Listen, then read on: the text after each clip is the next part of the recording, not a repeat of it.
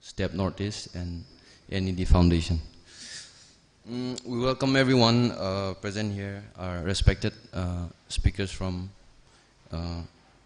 our partners and their friends. And we welcome all of you here, those watching live, and all the students who are present here. We hope today will be a very fruitful one for all of us. And to start this program, I request our TKLI President Tangkhul to give his welcome address and presentation.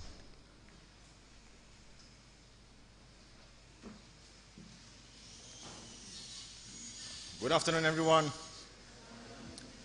At the outset, it is my pleasure to welcome all of you here on behalf of the Tangkhul, Katamnao, Imphal, TKLI on this special program, Career Guidance and Counseling. I'm indeed grateful to all of you for your timely presence. Firstly, I would like to thank our SS Career Solution, STEP Northeast, NED Foundation, and Team TKLI for collective contribution in organizing this important event. This initiative is for the holistic development of the student community in particular, alongside educating and equipping the mass in general. Secondly, I would like to personally acknowledge our today's speaker. And as I read out your name, ma'am, sir, would you please request to kindly come over to the stage and receive our gesture of appreciation. Firstly, ma'am, Silomi Sanjanbam, Career Counselor, the Director of SS.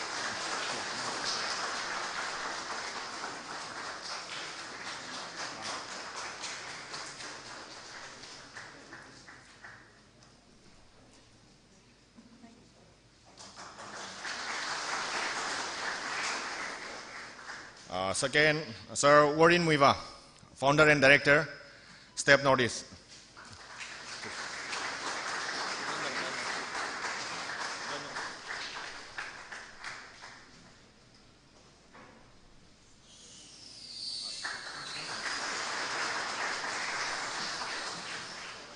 Sir Wangkherapam Sriman Singh, I think he's not yet on his way, okay. And Sir Vivian Michael, on his way again. Okay. And also I would like to request to stand to your feet, the SS Career Solution, your team, all of your team. Please stand to your feet.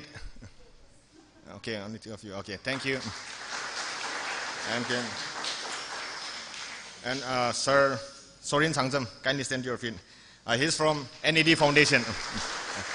Thank you. We are ever grateful to the esteemed panelists.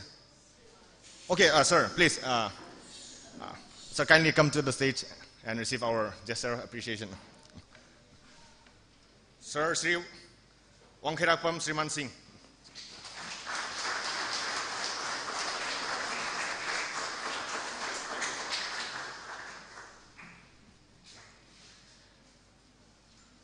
We are ever grateful to the esteemed panelists for their willingness to instruct, inspire, and ignite the passion in the hearts and the mind of all the participants here.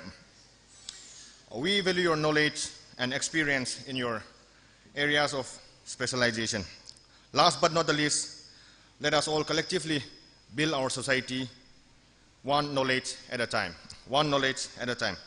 Despite all the adversaries around us, let us continue to raise the generation that is grounded in the Lord, readily available to mentor the ones in need, and willingly to cultivate the hardworking spirit. Once again, I welcome all of you, and may all the session be enriching, effective, and encouraging. Thank you.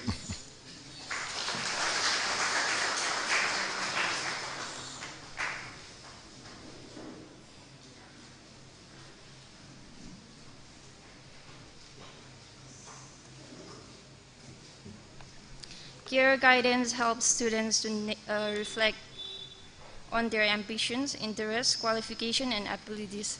A very warm welcome to you all it gives me an immense pleasure to start this program, that is Career Guidance cum Counseling, organized by DKLI in collab with SS Care Solution, NED Foundation, and STEP Northeast, which is sponsored by SS Care Solution. We couldn't do this without you. Without further ado, I would like to briefly highlight the program. Resource persons, Silomi Sanjanbam. Second, Wangkhirakbam Sriman Singh. Third, Warren Viva. Fourth, Vivian Michael. Discussion are here, Kila. Marumda Kila. Kasajli sang umause. Speaker being na Kila. Kasajla. Speaker sing na Keynote over do the punna discussion are do amam na guitar se.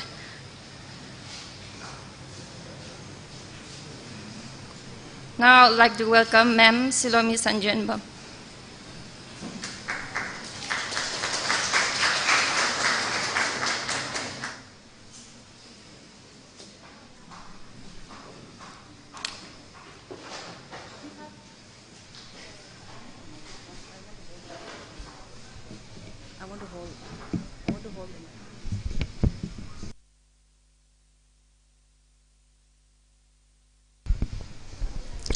Good afternoon, boys and girls. First of all, I would like to thank Tangkhul Katamnao Long for giving me this platform. And I would also like to thank the Step Notice and the Net Foundation. So, I was told that most of the students who are present here are all class 12 pass out students or still appearing for class 12 next year. How many of you are passed out this year, class 12? Can you please raise your hands? Okay.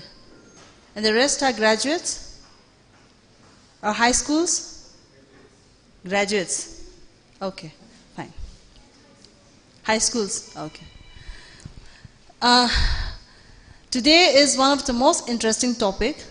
It's very important in everyone's life, especially the students.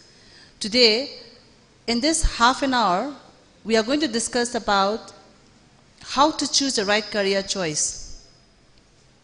You know what is career? Career is something that it gives you happiness, respect, everything.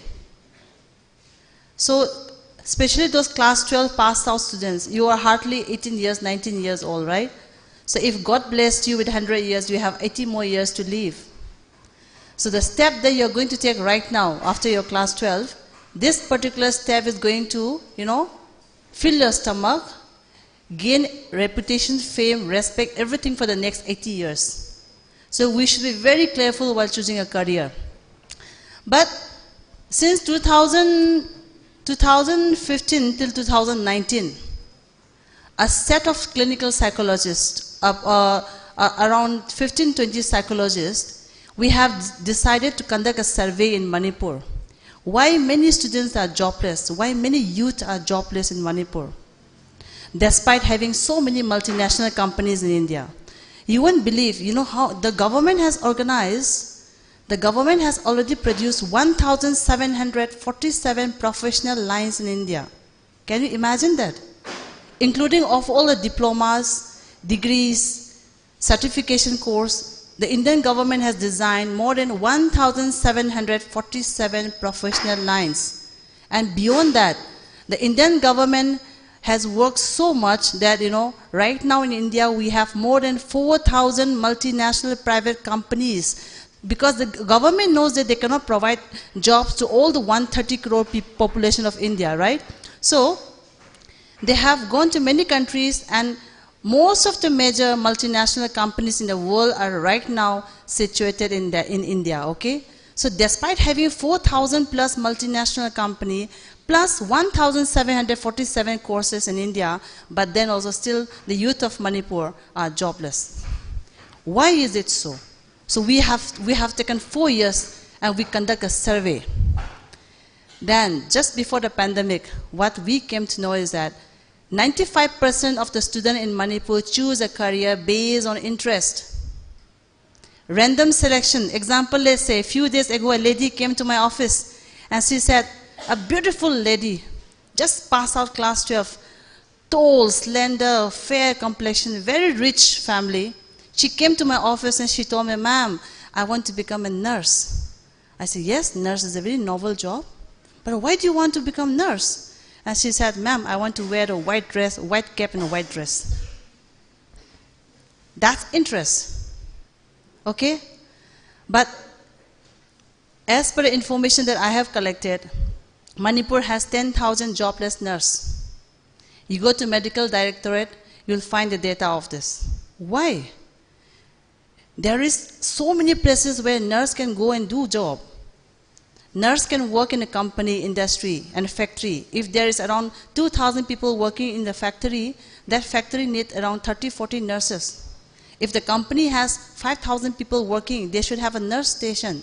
10, 15 nurses are required in those companies. That means nurses can work in hospital, college, university, company, industry, factory. They can work in a Red Cross, UNICEF, UNESCO, but still Manipur has 10,000 jobless nurses. Why? Because they choose nursing just because my friends are doing nursing or just because the nursing is easy. But nurse is not an easy course, okay? Nursing is not at all an easy course. But who is the right person to become a nurse? A person who is a believer of God. A person, who is a very soft-spoken person, who is a very good listener. A person who doesn't mind cleaning the shit and the urine and, a dirt of the sick people. Mother Teresa was a nurse. Mother Nightingale was a nurse. How many sick people they have treated on the street of Calcutta, but they had never complained once, right? So nurse means nursing the sick people. Whether they have to clean the shit or urine, they have to do it. If you have those kind of personality, then you should become a nurse. Otherwise, you will be jobless. If you become a nurse without having those kind of personality, the entire life will be irritated and nagging, Adunane nurse, rimsa laiba nurse ma'am ishaw lang ba do? Ishaw lang ko. Rimsa laiba nurse ma'am ishaw lang ko. May paisa dugi lakpane. The personality does not suit their job. Okay? So my message to all of you is that when you choose a career, before you choose any career, first of all, you try to know yourself, who you are, and what you are capable of. Without knowing who you are, how are you going to make a career, right? Got it? So many students of Manipur, their life got destroyed because they have chosen a wrong career. Okay? Even I am also a victim of choosing a wrong career. My parents want me to become a doctor, but how will I become a doctor? I hate books. First of all, my brain doesn't work after half an hour of reading. How will I become a doctor? But still, I took science, and I have to repeat my class 12 exam twice. I took science in my 11, I wrote twice class 12. I passed my class 12 again. Instead of correcting the mistake of taking science, again I went to Delhi and I did my 3 months of BSc Botany in Miranda House in Delhi. Only 3 months of botany. I came back home again. Again, my father took me to Bangalore again.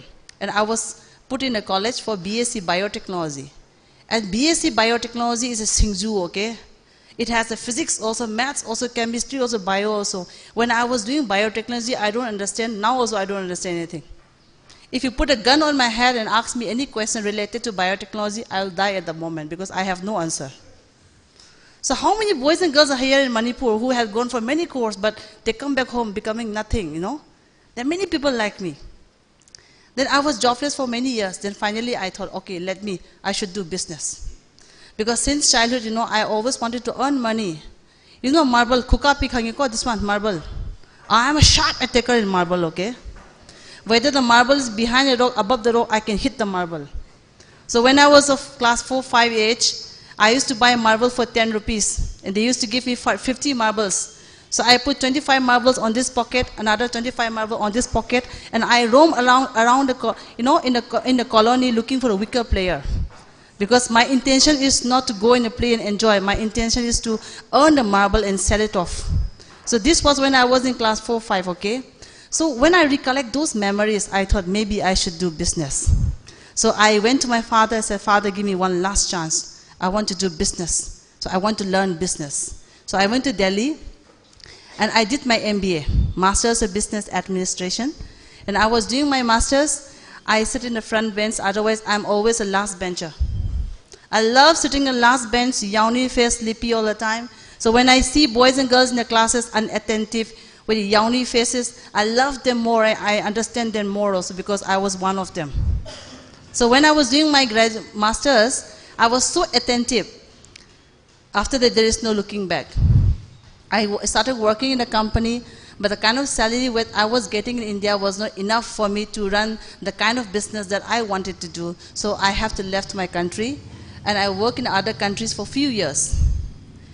In that few years, I managed to, save up to 1 crore rupees. With that 1 crore rupees, I come back to India in 2008, and I started my own company in Bangalore. I invested 1 crore rupees. I lost all the money in 3 months. So why am I telling you this story? The day I lost the money, I was 31 years old. At that particular day, I realized that every individual, God has gifted 2 things to each one of us. One is interest and one is a talent. So on that particular day, what I came to know is that business is just my interest. I have no talent in my business. That's why I lost all the money. So now my question to all of you is, how many of you knows your own interest? And how many of you knows your own talent? Can you please raise your hands? Is anyone out here? Do you know your own interest? Do you know your own talent? Can you please raise your hands? No one out here. Then how are you going to choose your career then? Right? So how are you going to choose a career? So if you know your own interest, if you know your own talent, that's good then. Otherwise, if you don't know, then there's a need of a person like us in your life. That's the reason why we are conducting this program, okay? So now, how to choose the right career choice? After your class 12, because I was actually told that this program is especially for class 12 pass out. I don't know whether I have listened wrongly, but I was informed that this is mainly for class 12 pass out. So, anyways, I'll talk in general, okay, starting from class 12 level. So, after your class 12, you only have 2 ways to go. You have a marker here. Marker is there? Okay. After your class 12, you only have 2 ways to go. Either you go for a general line or you go for a professional line. You know what is general line? How many of you knows what's general line? Anyone out here? Girls, what is general line? BA, BSc, BCom. Okay?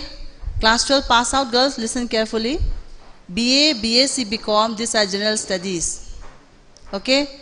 And professional lines means people who go for a training like medical, engineering, architecture, travel and tourism, hotel management, fashion designing, so and so. We have thousands of courses in professional lines, okay?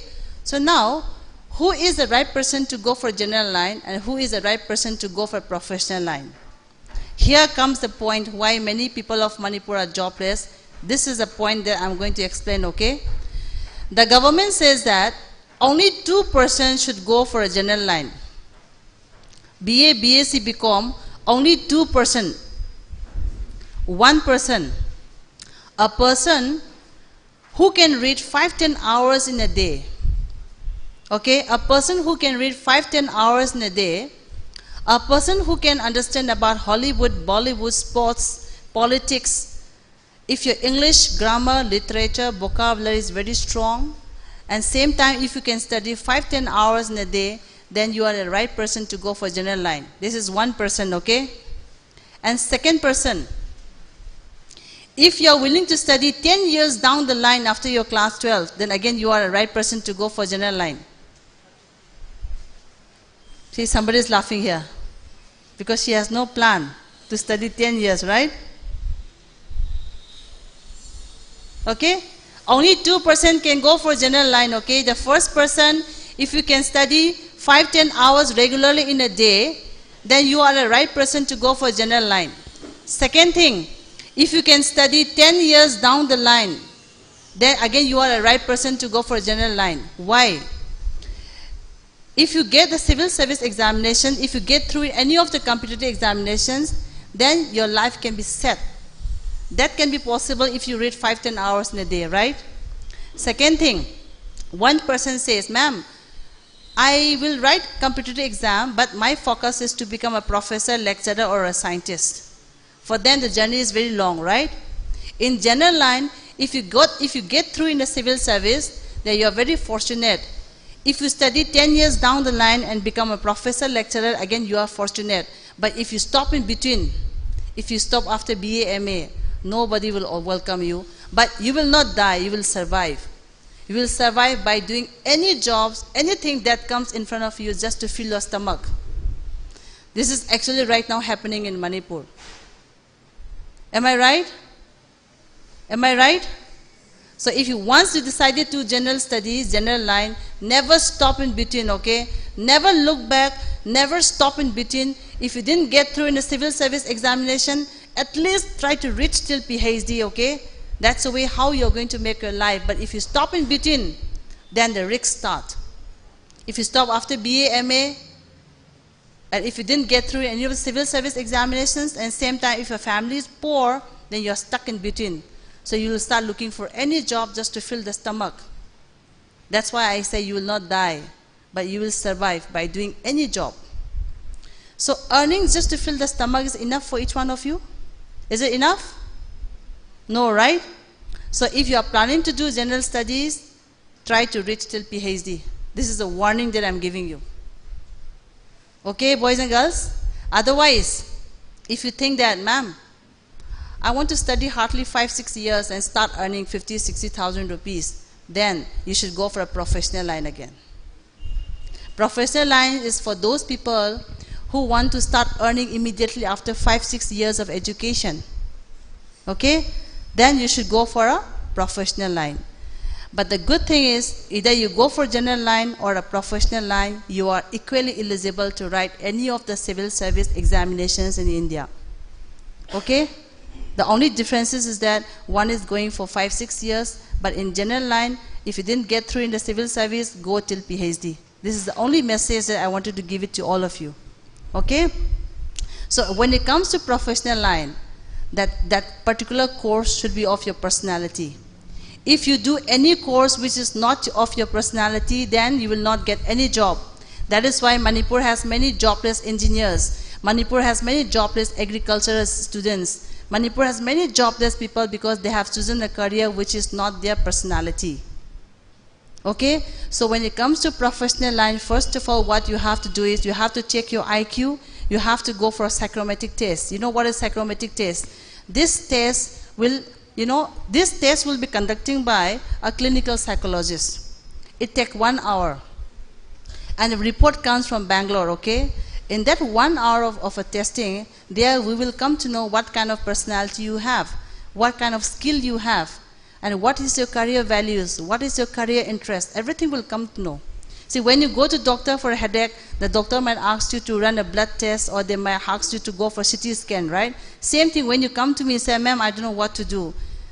Then I just can't, I can't just predict.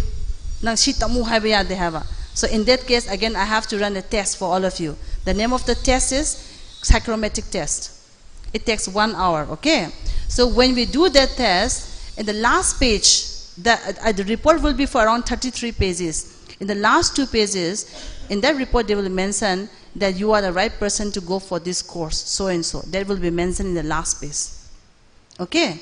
So yesterday, there was a boy, around a bunch of boys, they came to my office and they said, ma'am, we want to study hardly half an hour, 1 hour in a day, but at the end, we want to earn 50,000 rupees. Lariti paning de bako, tolopti 50,000 pamba. But that's quite possible.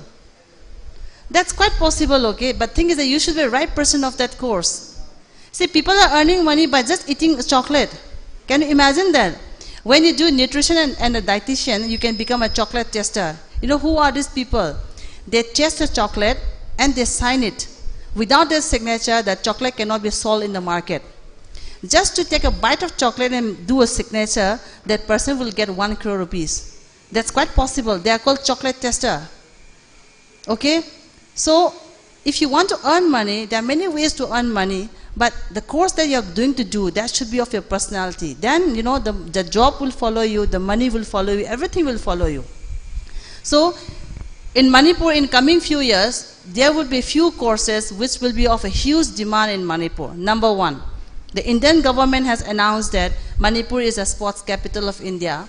Accordingly, India's first sports university is right now developing in Tangkhul. It will take another 6-7 years for the university to get over. Once the university completes, they are going to demand 2 people. One is a person who had gone for a physical education, and second thing, a person who had gone for a sports physiotherapist. You know who are sports physiotherapists? When you watch a football, a player fell on the ground, you will see a boy, a girl, few people came running towards a fallen player with a bag, right? And they do stretching of the legs and the hands of the fallen player. Those people are sports physiotherapist doctor. Even though these people are doctor, there is no need for writing medical entrance examinations. You can take a direct admissions once you finish your class 12, okay? But it takes 6.5 years to become this doctor. This kind of people will be of huge demand because Manipur has many physiotherapists, but Manipur does not have many sports physiotherapists. Hardly we have 2 sports physiotherapists in Manipur right now. One is a lady, one is a guy. Only 2 of them. But once the sports university gets over, I think hundreds of such doctors will be demanded. But we don't have. And second thing, physical education. First, you have to do BPES, Bachelor Physical Education and Sports, plus another 2 years of BPED. Bachelor Physical Education. It takes 5 years. With this 5 years of certificate, when you come back to Manipur, you can work as a coach, trainer, and a referee in the, in the sports university. Okay? So these two people will be of a huge demand in Manipur in the coming years. And second thing, the railway lines has touched Imphal, going to touch Imphal. Once the railway lines touch the Imphal, there will be a huge demand of mechanical engineering, electrical engineering, and there will be a huge demand of railway signaling engineers. Okay? If anyone out here, if you have taken arts in class 11 and 12, you don't have to worry. You can go for diploma engineering. Here, your class 10 marks will be considered at the time of admission, and age doesn't matter here. Let me tell a story about a boy. His name is Jamson Alu. He is from Churchampur. When he was 29 years old, he came to my office and he cried, "Ma'am, I don't know what to do. I finished my master's long time back. I'm 29 years old now. But I don't know what to do, ma'am. I'm just sitting at home doing nothing. Please help me out." But luckily, when he came to my office, the kind of test that I just mentioned, psychometric test, it was available in my office at that moment. So I conducted a test for him. And that test, what I came to know is that this boy, he has a gifted hands. His hands are gifted. I said, "Are you good in making things done? Are you good in electricity? Are you good in, mending cars?" He said, "Yes, ma'am. In my village, whoever has a broken car, they come for me. If they have some electricity problem, they will ask for me." So he has taken arts in 11 and 12. I know that he is the right person to go for mechanical engineering, but he has done 11 and 12 in arts, so he cannot go for 4 years BTech in mechanical engineering. So I was thinking what to do. Then finally, I thought he should go for a diploma in mechanical engineering, a 3 years program. Okay, so I asked him, "Jamson, is it okay if you sit together with 16 years boys and girls in a class? Because in a diploma engineering, only class 10 pass out will be joining, right? Only class 10th passed out student will be coming, 15 years, 16 years, 17 years. You know what he said? "Ma'am, instead of living the rest 70 years doing nothing, I don't mind sitting together with 15, 16 years boys and girls." So I sent him to Roorkee in one of the college where they have a diploma in mechanical engineering. He did 3 years of diploma from there, and right now he's working in Apollo. There's a company in Chennai where they have, this is a aircraft maintenance company, and right now he's getting 87,000 rupees as a salary. Okay? So there is nothing, I should think they're going to, it's never too late. If you want to change your life, if you want to change your career, it's never too late. Okay? Everything is possible because this story proved that. Okay? So, now, There will be a huge demand of mechanical engineers. You know what is mechanical engineering? A person who builds bike, cars, aeroplane, helicopters, spacecraft, rockets, any non-living thing that moves, that's a mechanical engineering. Okay?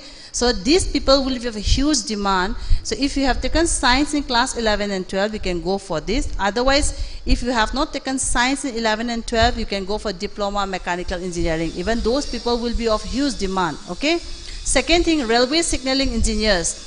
If you want to become a railway signaling engineer, first of all, you have to do either diploma in mechanical engineering or either you go for BTech in electrical engineering. Okay? So these two jobs. Mechanical engineering, electrical engineering, railway signaling engineers, huge demand.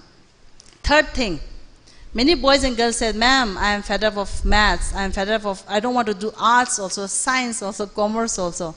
For them, you can go for travel and tourism, hotel management, because again, the Indian government has announced a look is policy. Okay? According to this policy, from 2024, 55% of the foreigners coming to India, they will be diverting to Northeast. Even for one single night also, they have to go and stay in either of the state of the Northeast. Any of the state of the Northeast, they have to come and stay, even for one day also. This is a new rule, okay? Why the government is doing this? Because they want to create a revenue of the northeastern states by improving the tourism sector of Northeast, okay? But Manipur is going to be a target for the foreigners because we have a very good flight connectivity, right?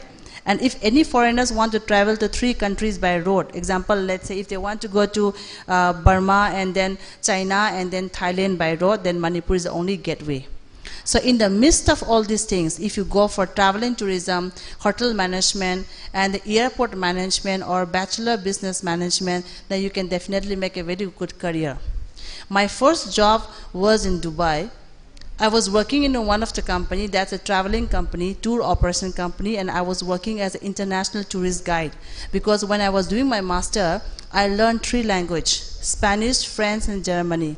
If you can speak Spanish, French, and Germany with English, then you can work in 169 countries in the world. That's the reason why many other people in other states people in India, for them they go to foreign countries very easily, right? That's because they learn language.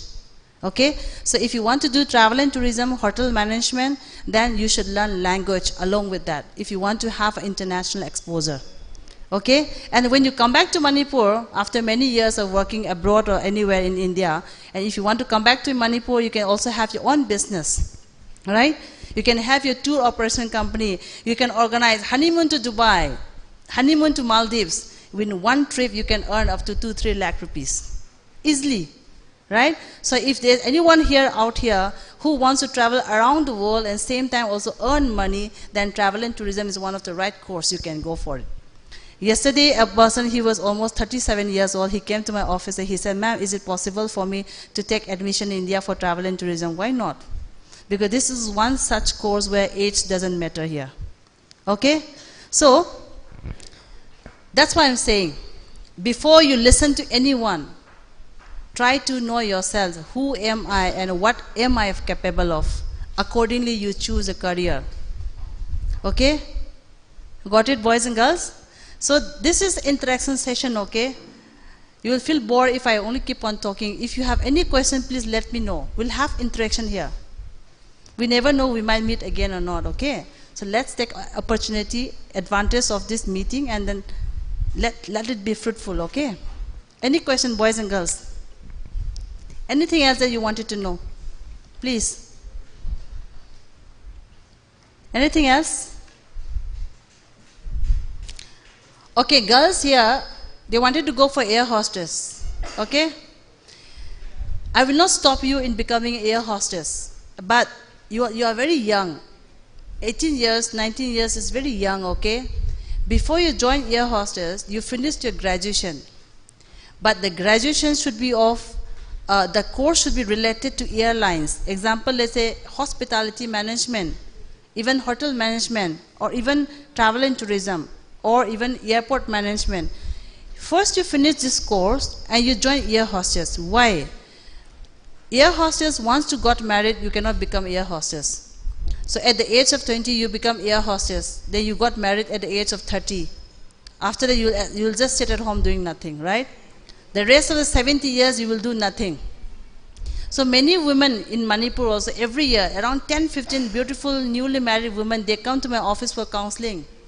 Because they had a luxurious life, then suddenly they got married, they started working in the kitchen, looking after kids and the elders, they become irritated, frustrated, and they come for counseling.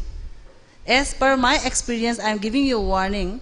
If you want to become air hostess or a cabin crew, even boys, okay, after 40 years, you will not feel like flying here and there, okay, even boys also.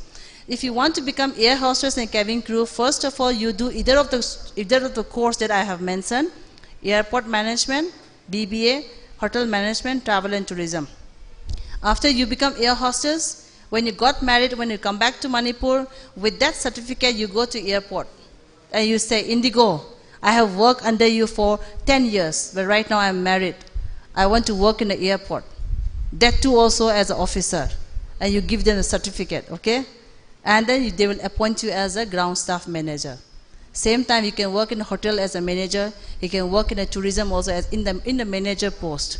So that's the way how you can continue your career, okay? So what does we career counselor do? We always try to make you people, workable and livable, okay, and earnable, okay? So always try to give you a second option, second chance. See, yesterday one boy came, he said he wanted to become a singer, like Sadananda, okay? And his voice was horrible.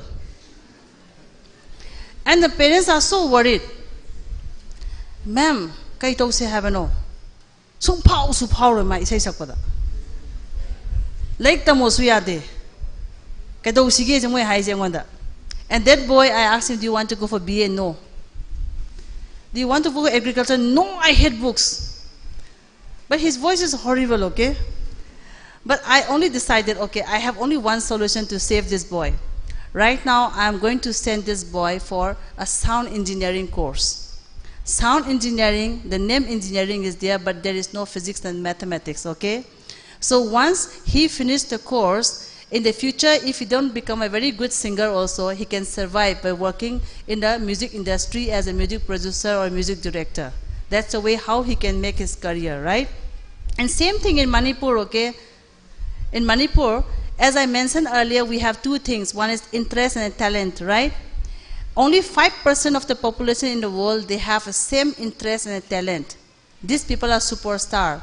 Example, let's say Shahrukh Khan. Shahrukh Khan, when he was a young kid and boy, he used to skip the class, he used to bunk the college and he watched a movie because watching movie was his interest. He grew up, started acting. Then he realized he has a talent in acting. So his interest and talent falls in one place, that's acting. That's why he's a superstar. Example, Sachin Tendulkar, he's not even a class 10 passed out, Sachin Tendulkar. He grew up watching cricket because that was his interest. He started playing cricket. Then he realized he has a talent in cricket. So his interest and the talent falls in one place. That's cricket. That's why he is a superstar. Otherwise here, many boys and girls, you watch football the whole night, but you don't become a David Beckham, right? You don't become a Baiching Bhutia, right? In that case, football is just your interest. Getting my point? That's the way how we have to choose a career like that. So in Manipur also we have, out of all the population, we have 2% of the population of Manipur who are superstar, but they are not knowing it by themselves. Okay? One such boy, it was in the year 2010, I met him just after his class 12. He got 45% in class 12. And the very innocent boy, okay, and he was telling me his love story also. He said, ma'am, I have a girlfriend, but she fell in class 12, and now she wants to elope. I said, ma'am, how will I don't know how to fill my own stomach, how am I going to elope the girl, but one day I am going to marry her, that's for sure. That's what he told me.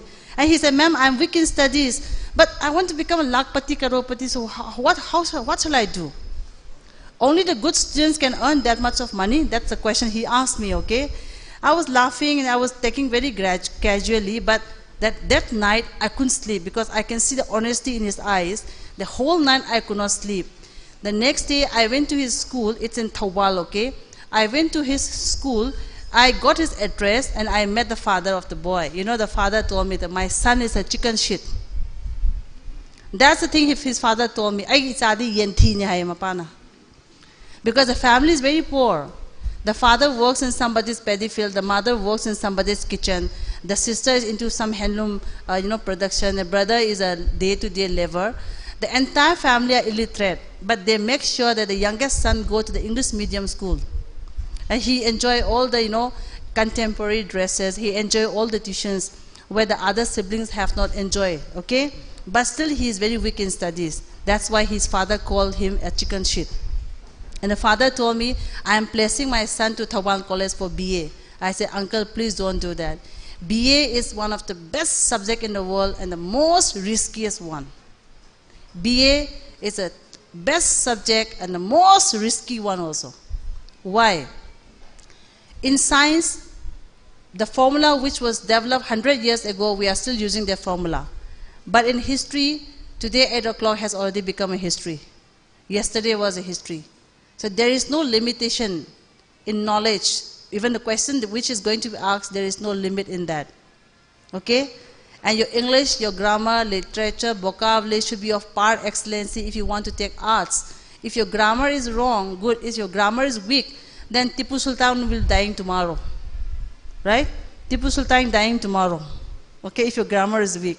But in Manipur, if you are a little poor, then you think you should go for BA. And if you're weak in studies, you thought you should go for BA. Please don't do that. There's always a solution for everything, please, okay? But this boy, his father was about to place him to Thawal College for BA. I told him, uncle, your son will not study even half an hour in a day. How is he going to crack a civil service examination? How is he going to crack any of the competitive examinations? No way. And then, he is that kind of boy who will not study another 10 years down the line. So after graduation, he will stop study and he will follow your way. That's the only thing. Then the father took a glass of water and he said, okay, ma'am, please help my son. I asked him to send his son every day to my office for 3 months. Because those days there was no psychometric test. I have to talk to him and try to find out the goodness that he has within. So he started coming to my office. The first month gone, second month gone, third month gone, I could not help him. I could not find out any goodness out of him because that boy is good in nothing. He cannot dance, he cannot sing, he cannot cook, he cannot do farming, he cannot rear pig. He is nothing. He's only good in romancing, okay, and sleeping, and that's it. Then one day I finally decided to stop the counseling because every day he comes from Taubal, it costs money, right? So I was waiting for him one particular day just to inform him that today is the last day. But on that particular day, he came so late, almost 1 hour late. And I asked him, why are you late? He said, ma'am, please forgive me. I was watching Tom and Jerry cartoon. And I couldn't help it. He loves cartoons. But as a counselor, I got a click in my mind and I gave him a piece of paper to draw Donald Duck. And he drew so well and I had a goosebump at that moment. Because he was one of the superstars that I was talking about. Okay? But no one was knowing it.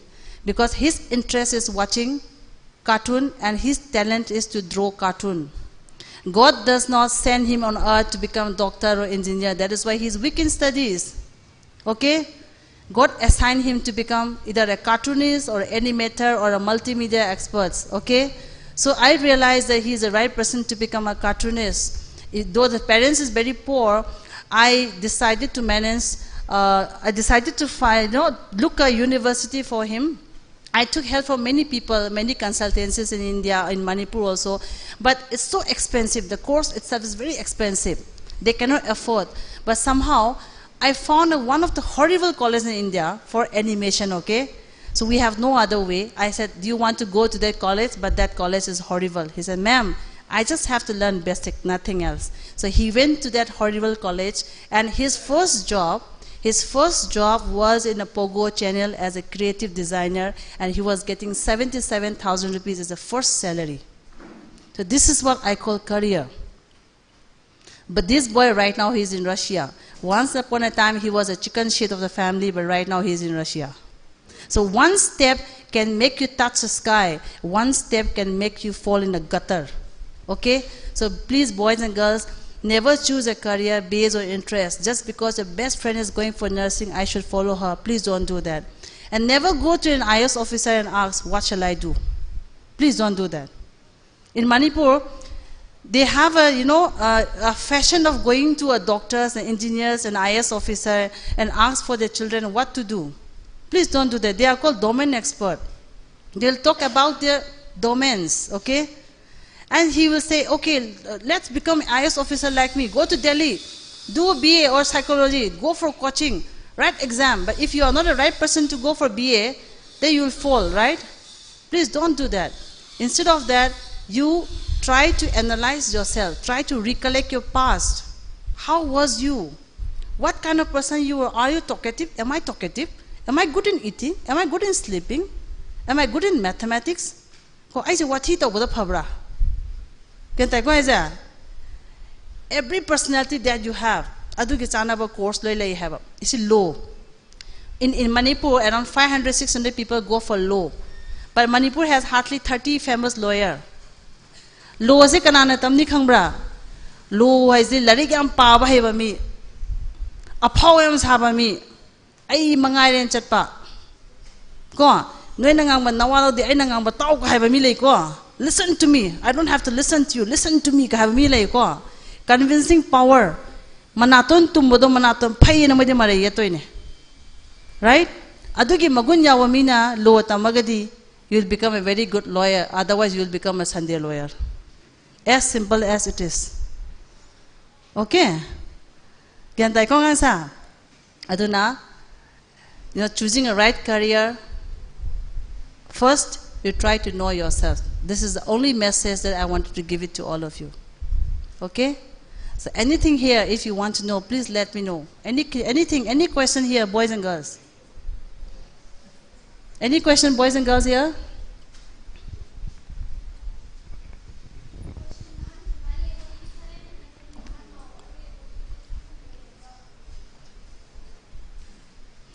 How many of you here are preparing for medical? Can you please raise your hands? Medical entrance? Okay, one girl, two girl. Boys? Okay, one boy, two boy, three boys. You have just finished your class 12? This year? Okay. How to prepare for medical, okay? The person who is going to ask the medical, the question, okay, he has one understanding. Okay, boys and girls, you have finished your class 12. Let me ask you a few questions. The question might come from anywhere. It might come from class 4th standard, 5th standard, 6th standard, 7th standard. In 2011, there was a question in the medical entrance. The question is like this. To prove the presence of chlorophyll on leaf, they conduct an experiment, okay? In that experiment, they use a chemical. And what is the name of the chemical? This question was asked in medical entrance test. You know from which portion this question was asked? It was taken from class 4 standard science. Okay? But in Manipur, why students are failing in the medical entrance? Because they don't prepare the previous year's books. They only read class 11 and 12. That's not enough. And as per we conduct a survey, in Manipur, 85% of the students who got selected in the medical entrance, they are second divisioner. A person who got second division in class 12. Why? Again, we analyze why is it so. Then we came to know is that there are two types of students. One is a passive reader and one is the active reader. Active reader are those people who can get 90 out of 100 by reading only one night. And a passive reader, they read 6-7 hours regularly in a day, but they hardly get 50-60 out of 100. These are the people who will get through in a civil service examination also, even in any of the competitive examinations. Okay? So if you are an active reader, convert to passive reader, okay? Active reader, this is a boy, exam is tomorrow, you read tonight, you get 90 out of 100. These people will never get through any of the civil service examinations or even in the medical entrance and engineering entrance tests, okay? Try to become a passive reader. And never forget your past. If you forget your past books, you will never achieve anything in life. See, when I was in class 7-8, in science, I used to get 70 out of 100. So my father gave me this much big piece of chicken because I got 70 out of 100. But my father never tried to find out why my daughter didn't get 30 marks. He didn't try to find out why she's not getting 100 out of 100. 30 marks, she's wrong in 30 marks. Why? My father didn't try to find out that. That small point, in the future, if you want to crack civil service or any competitive exam, you will never get through it. Okay? So always try to go back to your past and see right now, those medical aspirant boys and girls, are you comfortable with transcription and translation in genetics? Are you comfortable in that? No, right? Why is it so? That's biology, right? But you are not comfortable with transcription and translation. Why? Because in class 8, in chemistry, there's a subject called acid and a base. If you don't understand your class 8 chemistry, acid and base, you will not understand your class 12 genetics, transcription and translation. Okay? It's all interrelated. Right? And there's a chapter called optics in physics in class 12, right? Right? How many of you are familiar with that? If you're not familiar, if you're not comfortable with that, there's only one reason. You have to go back to your class 7 books. You open your class 7 light. There's a chapter called light in class 7. If you're not thorough with that chapter called light in your class 7, you will never understand your class 12 optics, reflection, refraction. Okay? That's why I'm saying, even here, boys and girls, graduate, masters, if you want to write any of the civil service in India, please buy your class 1 to class 10 books and you read those books for 6-7 months. After that, you write any damn exam, okay, in India, you will get through. Okay? But this practice is not here in Manipur. That's why you are not able to crack those exams, okay? So please do that. And in medical line, even now, even graduates can also do, okay? There is a courses called perfusion technology, anesthesia and cardiac care. These 3 people will be highly demanded by the hospitals in Manipur. They are suffering for these people, okay? So number 1, perfusion technology. Who are these people? These are the people who monitor machines during a heart operation. In Manipur, we have only 2 people of such. One is a Tangkhul lady, another is from Kerala, okay? They are getting 60,000 rupees in a month. We have only 2 people of such. But if the Manipur government started, if the RIMS and Jennings starts, open heart surgery, then we don't have perfusionists. This has to be learned in a medical college. Second thing, cardiac care technician, even graduates can do, okay? Cardiac care, these are the people who monitors the heart of a patient during any operation. We have only 2 people, my student, okay, only 2 of them. They just come back home after finishing the course. Sky Hospital has hired them by paying 45,000 rupees. Another one is anesthesia. These are people who, are responsible for applying sedatives before operation, okay? Even this also, we have only 2 in Manipur. They are working in Ras Medicity. So after doing 3-4 years of education in paramedical, and if you want to earn 40,000-50,000 rupees in Manipur, then these 3 are the only option that you can go for. Okay? Perfusion, anesthesia, cardiac care. And sports physiotherapy, so I promote this course. Sports physiotherapy doctor, okay? Please go ahead. The university will just huge demand for these people. We have only 2. But the requirement will be more than 200. If you are a graduate now, leave your course. Go for this. Smile. So if I keep on talking, then you'll get bored. Let's interact. Let's interact. Anything else, boys and girls? Or else you can take down my number, you can give me a call and ask. But today I want to have interaction, okay? See, you can go through this paper. This paper, just go through it.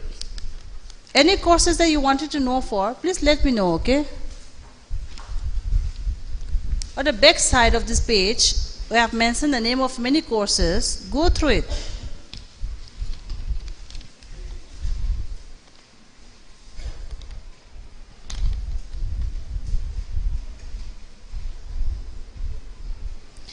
So there is a huge demand of engineers in Indian Army, Navy and Air Force.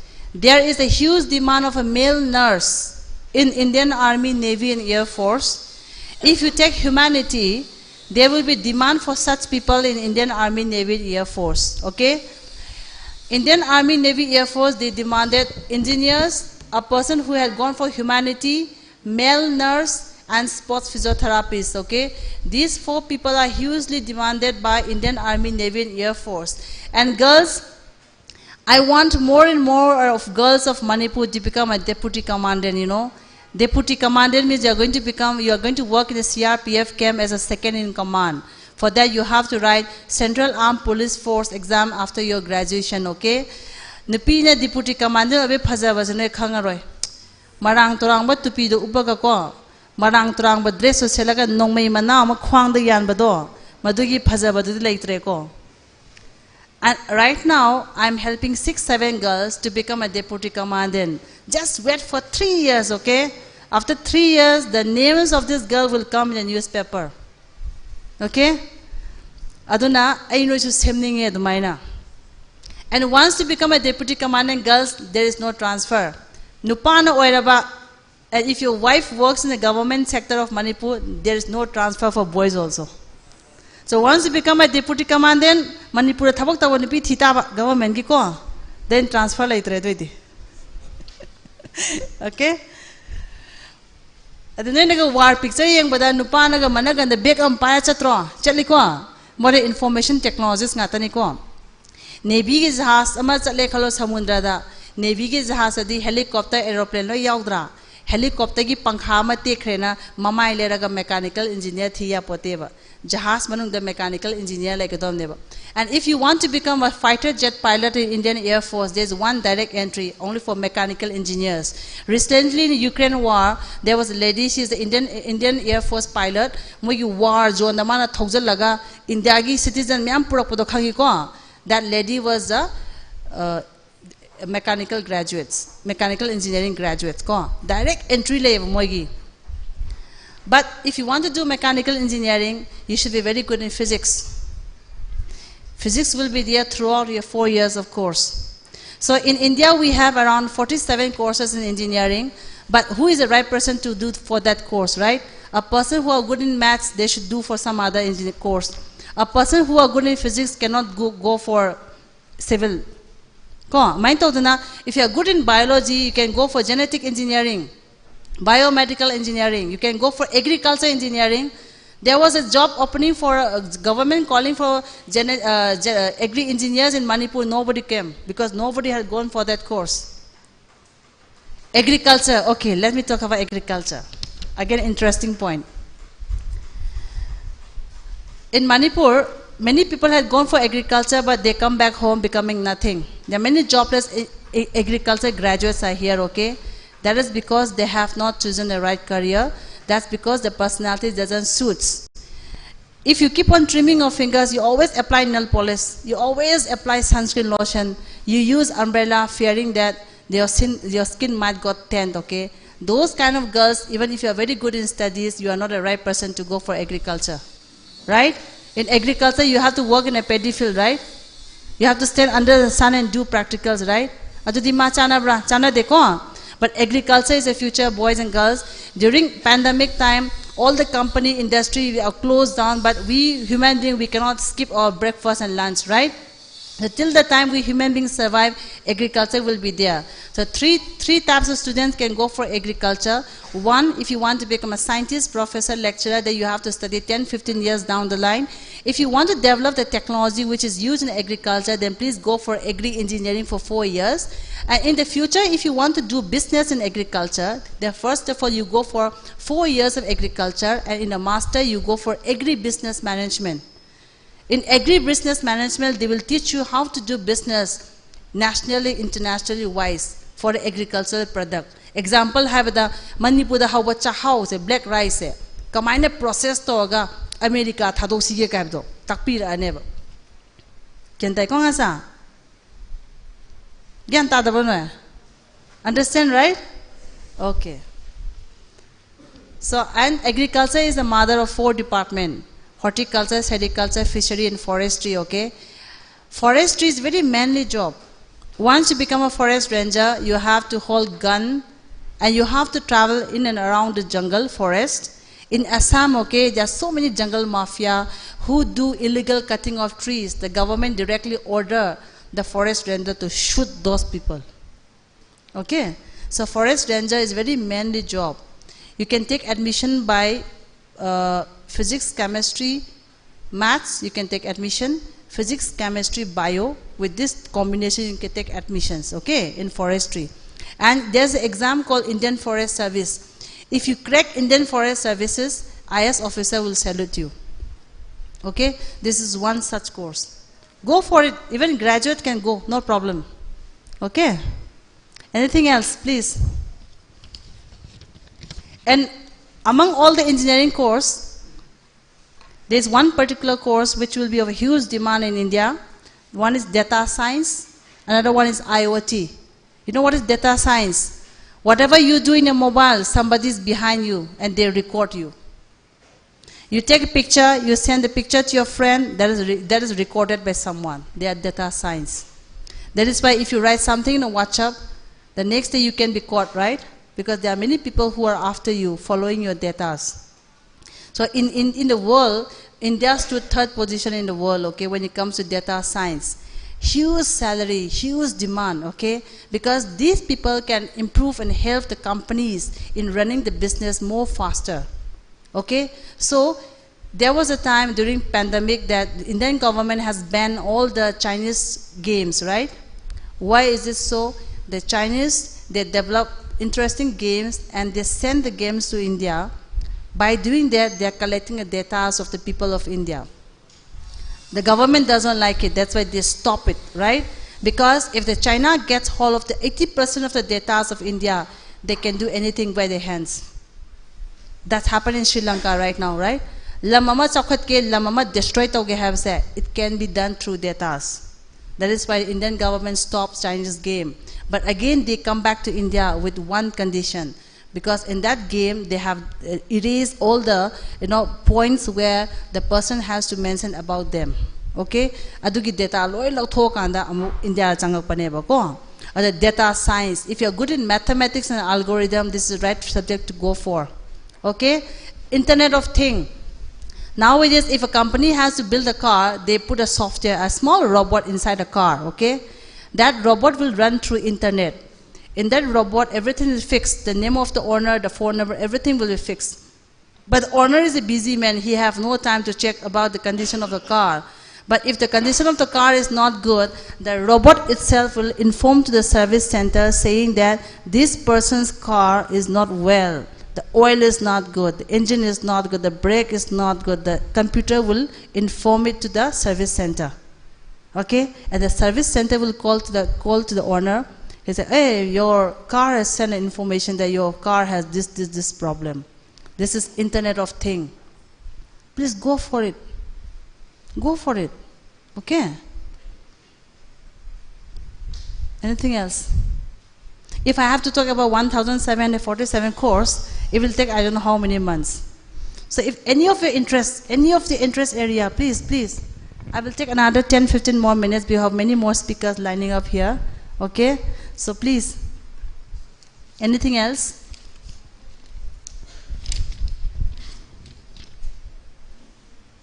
Anything else, boys and girls? Pharmacy, you can go for pharmacy.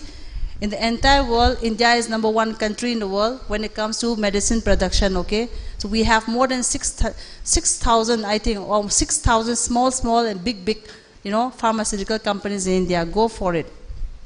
Business management here. How many of you want to do business in the future? Please raise your hands. How many of you want to do business in the future? Please raise your hands. Okay, only one boy. 2, 3. 1, 2, 3, 4, 5. Rest here. Here, girls. No business. No business tycoon among Tangkhul community. Huh? Backside boys, girls, no one's interested in doing business. See, there are two ways of doing business. If you do BBA and the MBA, then you can work in somebody's company as a manager, okay? But if you want to run your own business in the future, first of all, you try to find out what kind of business you want to do. Example, let's say in the future, you want to have a garment manufacturing company where you produce jeans, t-shirts and all, okay? For you, you better go for a garment manufacturing technology for 3 years. After that, you do MBA, okay? So you know the product knowledge, you know how to run business, that's the way how you can do business. Okay? Same thing, example, if you want to do a painting business, you know, painting. We have a painting technology course for 3 years. You do painting technology course for 3 years, after that you do MBA, and when you come back to Manipur, you can have your own industry where you can manufacture pens. Okay? So the kind of business that you wanted to do, you decide now. And you try to learn the basic of that business, after that you do MBA. Okay? And if any of you here, if you go for BCom, please don't simply go for BCom, okay? Otherwise, you know, you might be jobless, or you will end up becoming a normal, small-time accountant by getting 5,000-6,000 rupees. So if you are doing BCom right now, along with BCom, you should do one diploma. The name of the diploma is Certified Managerial Accounting. This is the 1-year diploma that you have to do during your BCom. This certification mainly comes from US and UK. It costs you around 1,50,000 rupees for 1-year diploma. With that CMA diploma and then BCom, you go to any of the big accounting firm in India, you will get a job by getting around 50, 60, 70,000 rupees in a month. And if you have not done this course during your BCom, after BCom you can go for CPA, Certified Public Accounting. So BCom plus Certified Public Accounting, you can work in any of the accounting firm in India. There you will get almost 1 lakh rupees. That is why boys and girls in Delhi, Mumbai, they immediately get job after BCom because they have this certificate in their hand. Okay? Number 1 is CMA, Certified Managerial Accounting. Number 2, Certified Public Accounting. This course can be done by BCom student. It can be done by BBA student also. Okay? So please do like this. Okay? So I have thousands of information in my little brain, okay? So please make use of it. Ask it. It's free of cost. Okay? Please. So if you are done with this, then when you go back home and suddenly you remember a question, then you can give me a call, okay? My number is mentioned in that page.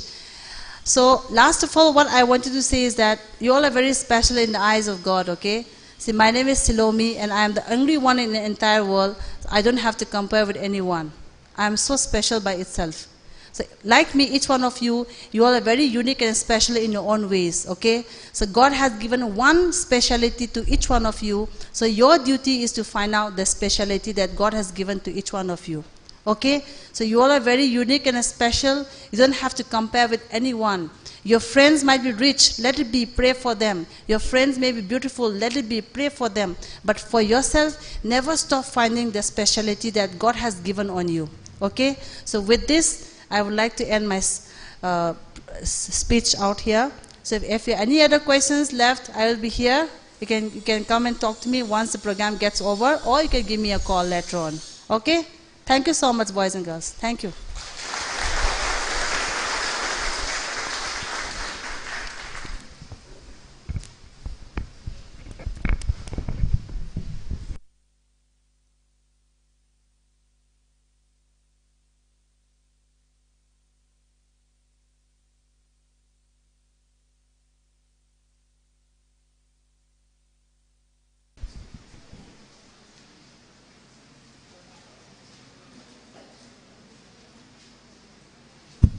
Thank you so much, Ma'am Silomi Sanjanbam. It was very informative for all of us, even us and the students.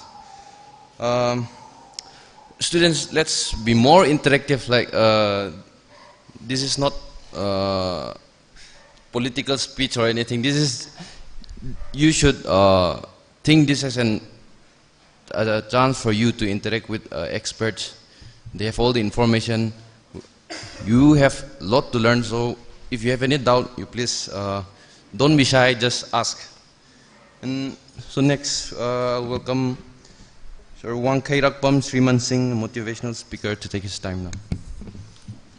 Everyone, please give up.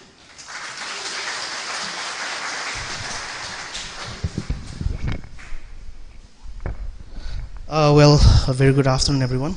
Good afternoon, ma'am, and good afternoon, everyone.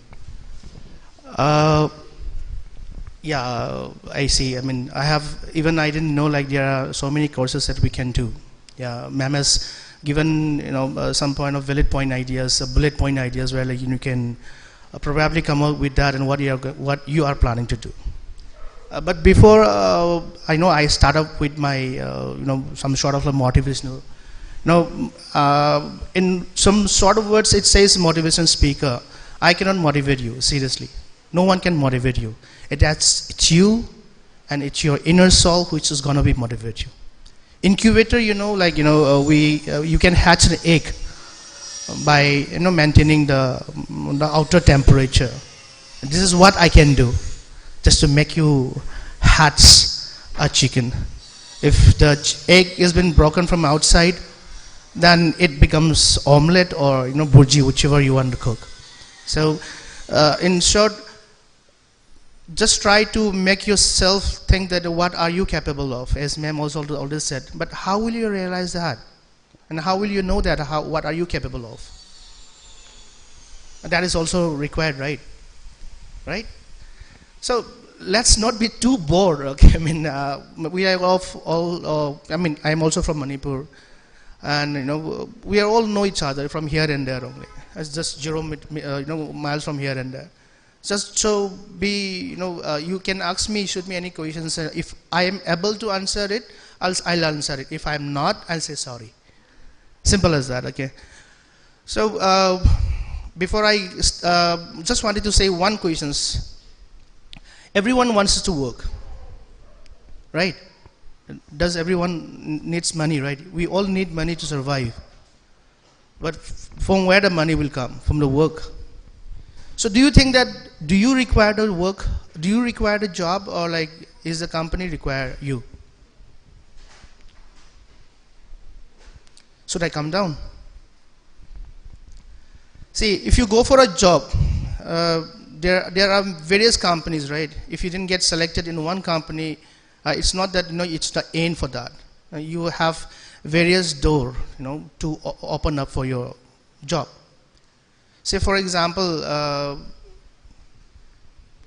ma'am has given an example of in aviation and hospitality.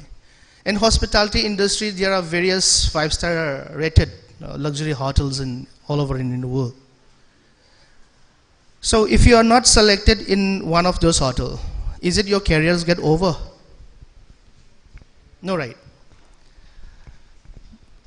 But without the career for them might get over if you are efficient person's not been selected, right?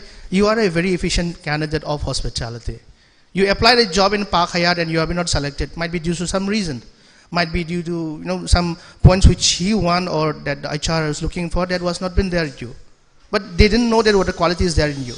You must be having a very good culinary arts, or you must be very good in managing people, which is very much needed in hospitality industry. So whose loss is that? The company or you? You or the company? Is the company who lost, right? For not selecting you. So you get disheartened saying that I was not selected in that company. Always remember one thing. It's not the company who requires you. It's you. It's the company who requires you. It's not you. You have many doors open. Always remember how will you enhance your confidence. If you started thinking that if I didn't get in one job, then your career is over there. It's full stop. Then you will get demotivated. It's not the other who will demotivate you, it's you itself. Now, if you didn't get a job in there, no problem. You have other doors to open. The God has created something different from you. Are you mad? Do you want to be a mad? No or yes? But I want it to be mad. M-A-D, mad. Make a difference. Making a difference. Not the mad which is, psychologically mad. And so you believe in yourself. We call it as a belief system, sort of like placebo effect. What do you call that? Now if you believe in something that exists, it does really exist. If you believe in a God, do you believe in a God? But I believe in a God, because that belief is my God. If you believe in evil, Do you believe in evil? Does it exist? Yes. I think if you go in the night, if you are alone, you get scared. Because you're, at that point of time, you're weak. Because your mindset always gives us that, it's all the night, it's in 1 o'clock and something might happen. So you are scared. Your inner energy is outside. That is more than you. So, obviously the belief system can affect you. If something, even the banana leaves webs here and there, you think that the ghost is coming. This is how people get a heart attack and people sometimes dies. A simple logic, it's just a belief system. An elephant, when they are around 6 months or 7 months old, they've been tied with a chain on the leg. How you guys all know that how strong is elephant. They are very strong. When they get wild, they can even move down a bus or a vehicle with full load. But with just a small rope or a chain, it's been tied from the childhood, and he has been trying. The elephant has been keep on trying to remove that iron rod since from the childhood for 5-6 years. After trying so hard, he knows that the elephant knows that he cannot do it. So he gives up. Once he gives up, it's gone. So the chain, the chain which has been tied up, it's so small and been tied up in somewhere near in a small pole. If that thing can easily be torn by an elephant or not, easily, right? But it is give up. He gave up from the childhood. He knows that no, ye agar she change na you pulla leri kuding it nan thopa ngamaro ye khala leri bane from the childhood. So he gives up that. When he gives up, everything's go for toss. So I don't want you to be that small elephant where you started thinking that I will not be able to do it. There are various ways to do it. You have your career choice, which has been already explained by the ma'am. It's just that how you choose it. How you choose it, why did you choose it, and what is that you wanted to, what is that you are looking out for in the future. Caught in a wrong job will give you anything. First thing, job is for satisfaction first thing. You work in, probably if I work in some other companies where I've been paid 50 or 60K, but I'm not satisfied with the work. Will you be happy? You earn, but you're not enjoying the work. You're not satisfied with the work. So it might end, it might not last for long. If you enjoy the work, if you enjoy what are you doing, you enjoy it, you earn it, you will be also having a reproduction. You will have a productive mindset. You will create new ideas. You obviously create new ideas because when you're enjoying the work, you will try to think about what can I do in the next.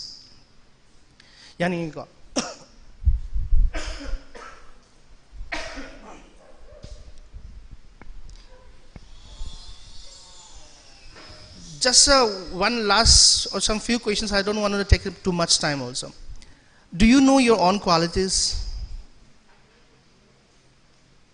I mean, if we say there should be qualities of men and qualities of women, right? Do you know the qualities of men? Okay, let's see. It always says that I cannot see my own nostrils which have been fall down, right? But you can see that. But not for yours, right? So let's take an example. Do you know the qualities of a man, especially to the girls? Can I have you? Yeah. Please, can somebody pass the phone, mic to the black one? Yeah, please.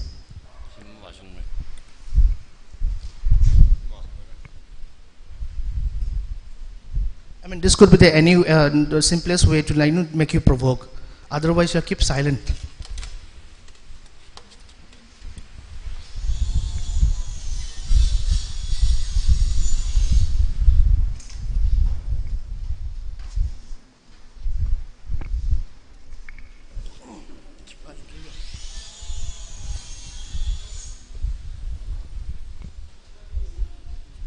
Guys, please check, he is going to say the qualities of men, not for the woman, okay? Just make sure that you guys really have this quality that she is going to say. Yeah, she's coming forward, no problem. Please come forward.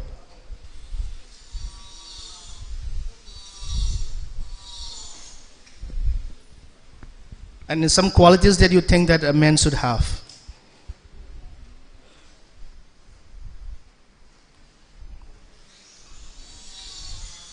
Anything, it's okay. I'm not going to eat you up. If you say something wrong also, I'm not going to eat you up. In fact, it's good that you come up.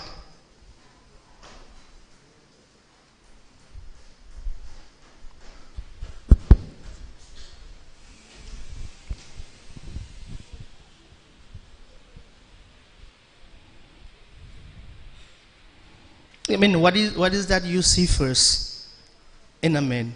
You must be seeing something, and you must be liking something what your father does. Like, you must be admiring, my papa is a great, right? So it's not only about for the other men, but you can also give an example for your father also.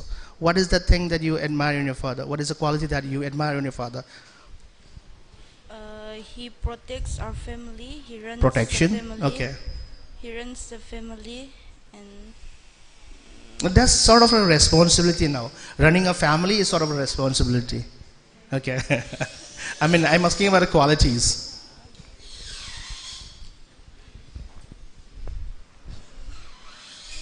You can pass on if pass on to the next if you want to also. Yeah, please. The one who is wearing, please. Please sit down. It's okay. Be comfortable. How is the pulse? How is the pulse? Is it still pumping? Happens. It will happens.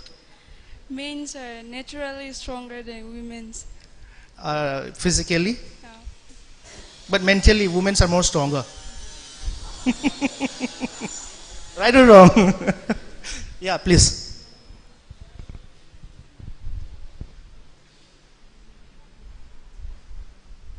There are many qualities, right? Like, smart, handsome, many things. Even responsibility is also one of the qualities. Okay, let's say about yourself, and if you're not saying, doesn't know about the qualities of the men, you can say about the qualities of women. What could be the qualities that you think that a woman should have? See, before going ahead for anything in your life, just know your quality. What is the quality that you should have, and what are the qualities opposite genders should have? See, if you know the qualities of the men, it's very easy for you to find out a life partner also. A tips.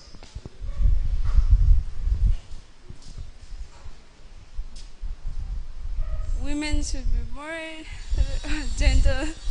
Sorry? Yeah, mic, please.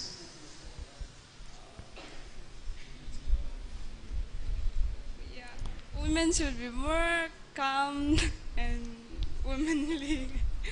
Women should be more calm. I mean, calm in a sense, what? If somebody slap you, if somebody scolds you, you'll be still calm.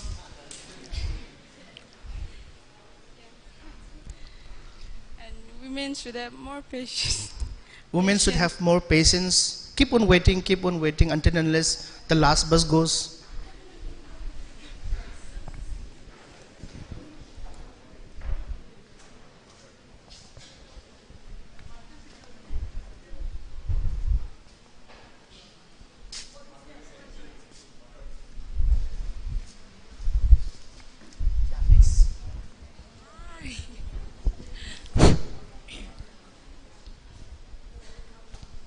I'm going to say woman. Yeah. According to me, a woman as a Christianity, a woman should fear the Lord, should fear God first of all, and most of the women current now, when we see most of the women are short tempered, including I myself. So what I think is, a woman should be more. We should cool down our temper. For example, like when we have quarrel between between husband and wife. So if the woman calm down and keep quiet, the problem will be solved. So the woman should be calm and cool down the temper, and first of all, fear God. And I wanted to invite you to my home. Wish I could have that. I mean, I always try to have an argument with my wife. Even though I was right, I'd never get a chance to get win. So the law gets over there only. Thank you so much. You have a very good quality. Please have a seat.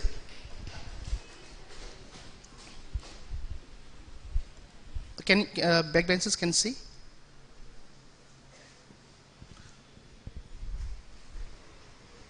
A, B, and C.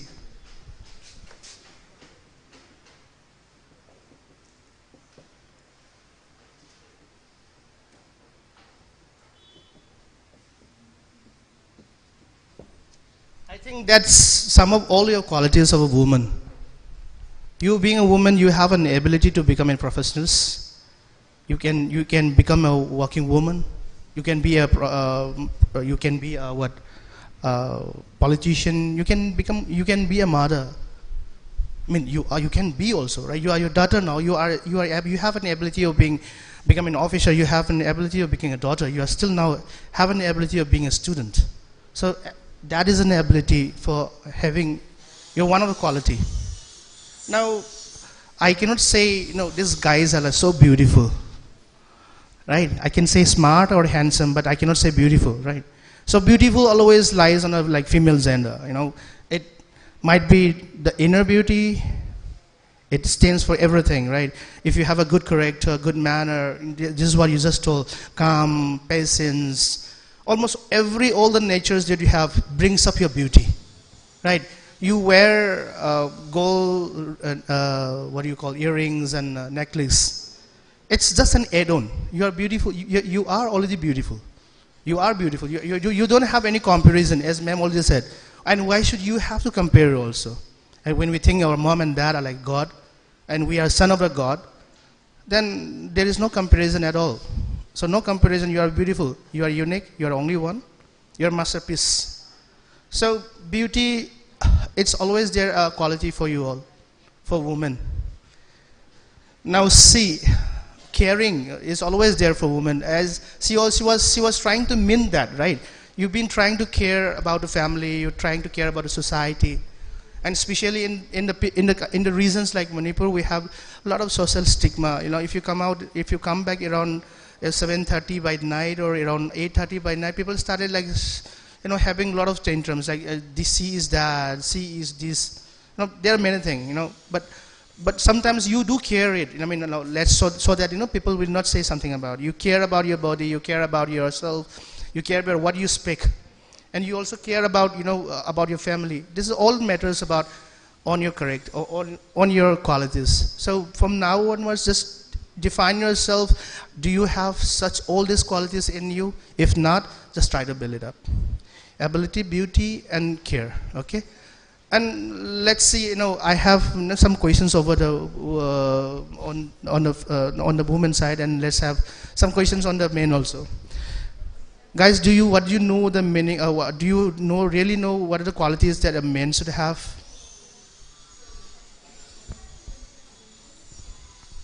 I cannot come up so far, so I just randomly call one guy. Yeah, the white shirt.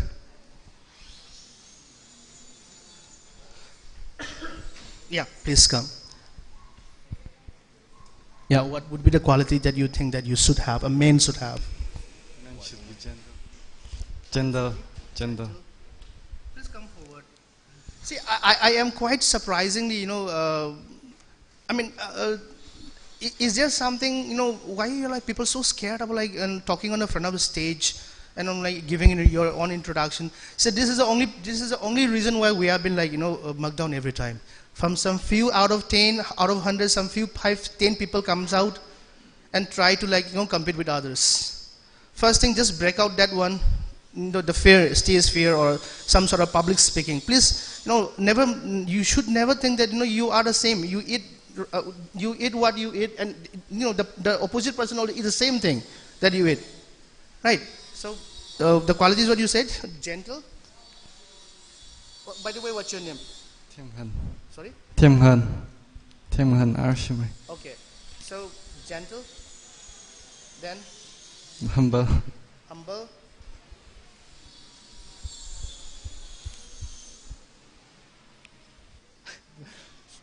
Are you okay? Yes. Anyone? Any guess? Anyone to try? Please. Excuse me. He was hiding his head, just thought that, I will not look at him. So I find out him. Please. Yeah, please come up. Please give your introduction. Yeah, my name is Xavier. Okay. Yeah, I'm graduate school.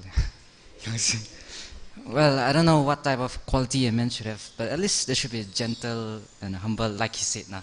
Okay. It's kind of true, but I don't know. They can be whatever they want. Okay. Sure. Thank you. Thank you.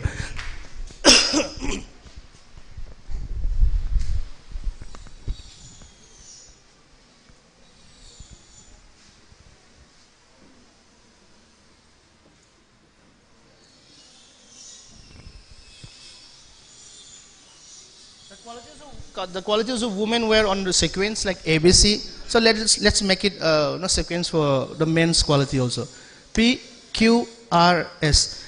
You can guess it now. P as stands for like personality. When a girl see a woman, what they see is like the personality first. Okay, that guy has a personality. It might be in the physique, might be the way how he talk, might be the way how he dress. Right? If somebody comes out with the long hair, the guy doesn't look like a guy, and approaching you, giving a proposal to you, will you accept the one with the yellow shirt? Right. So personality means it has a lot of meaning in that. Now quality, we don't see about the quantity, we see about the quality. What kind of quality that the guy have, So that must be, as you said, those are the qualities, all right? Like, humble, being gentle, being sober, having patience, all this comes under your quality. R as like being a man, we always have a responsibilities to take, right? Responsibility to handle your family, responsibility to accept, even if you are not in the faults, you should say sorry to your wife. That is also a responsibility. So we should be very responsible, to look after your family, look after yourself, and also maintain our society. Now, S stands for smart. We don't say like, that guy looks so beautiful, right? We say that he is smart, doing things, anything that could he do, being work hard. Nowadays, we don't say work hard, we say work smart. Despite of being work hard, it's better to, comes up in between and comes up with smart work. So P stands for personality, and Q stands for quality, R stands for responsibility, and S stands for smart. Please note this. If you guys can note it, then you can note it, but it's so easy, you don't have to note it. So things are make it in easy way. So these are the qualities. Just make sure that do you just note it down on your table or on your wall. Think that, are you have this quality? If you have this quality, whatever the mem said, you are fit there. If you have this, if you lack one of this, then, it was been asked in the army also, like, they say like, do you have a girlfriend? The guy said no. And one guy said yes. So the guy who said no, being a guy who he doesn't have a girlfriend, means to say that he has one of the quality who's been marked down.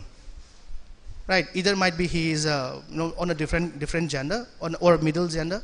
So things are like that. So you should have, being born as a human being, you should have, you cannot say that I am not a selfish. I am selfishless. Are you? Let's not try to make things butter up and beautiful. Are you not jealous?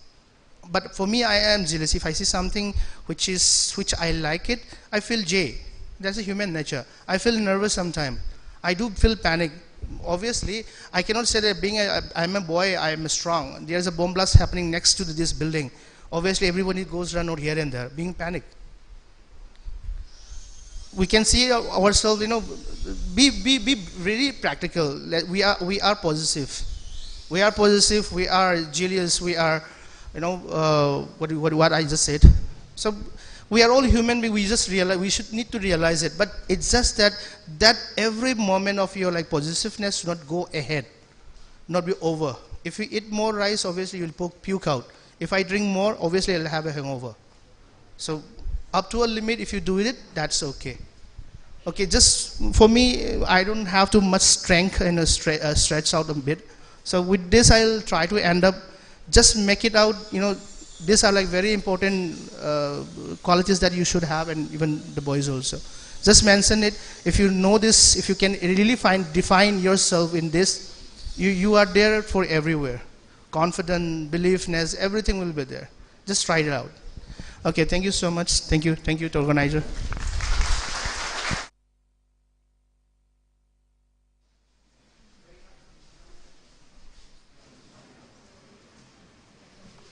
Thank you so much, sir. Let's proceed the program further. He has over 5 years of experience in the development and corporate sector. He is a recipient of the prestigious National Overseas Scholarship, NOS, awarded by the Government of India. He is none other than founder and director of STEP Northeast. Let's all welcome Sir Warren.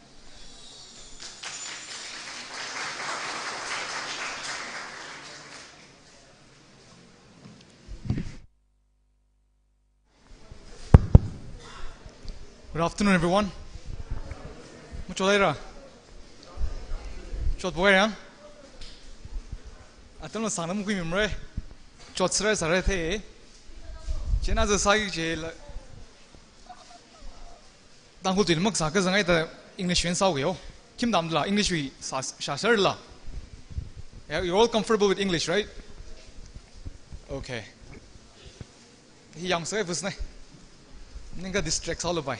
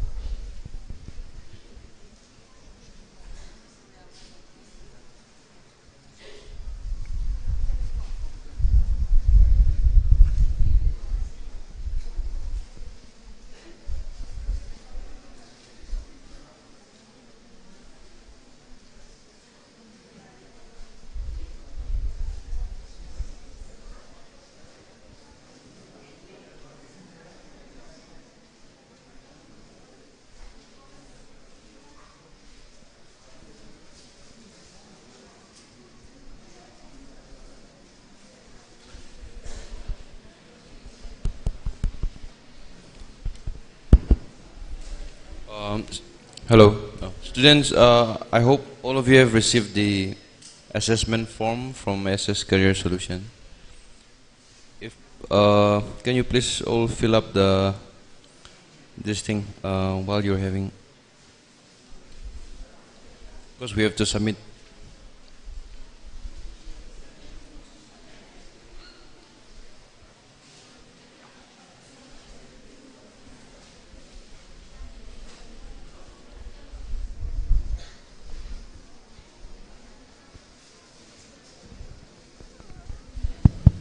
Okay, everyone, let's start.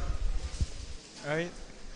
I'm sure you want to get done with this so that you can go home and chill, because it's a weekend, right?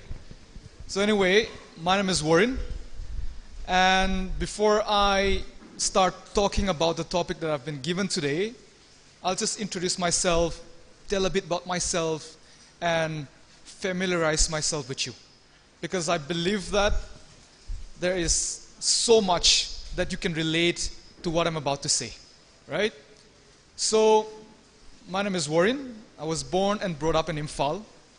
I studied in various schools, but I passed out from Christ Jyoti School. How many of you study at Christ Jyoti? 1, 2, 3, 4. Okay, quite a bit. So I passed out from Christ Jyoti School.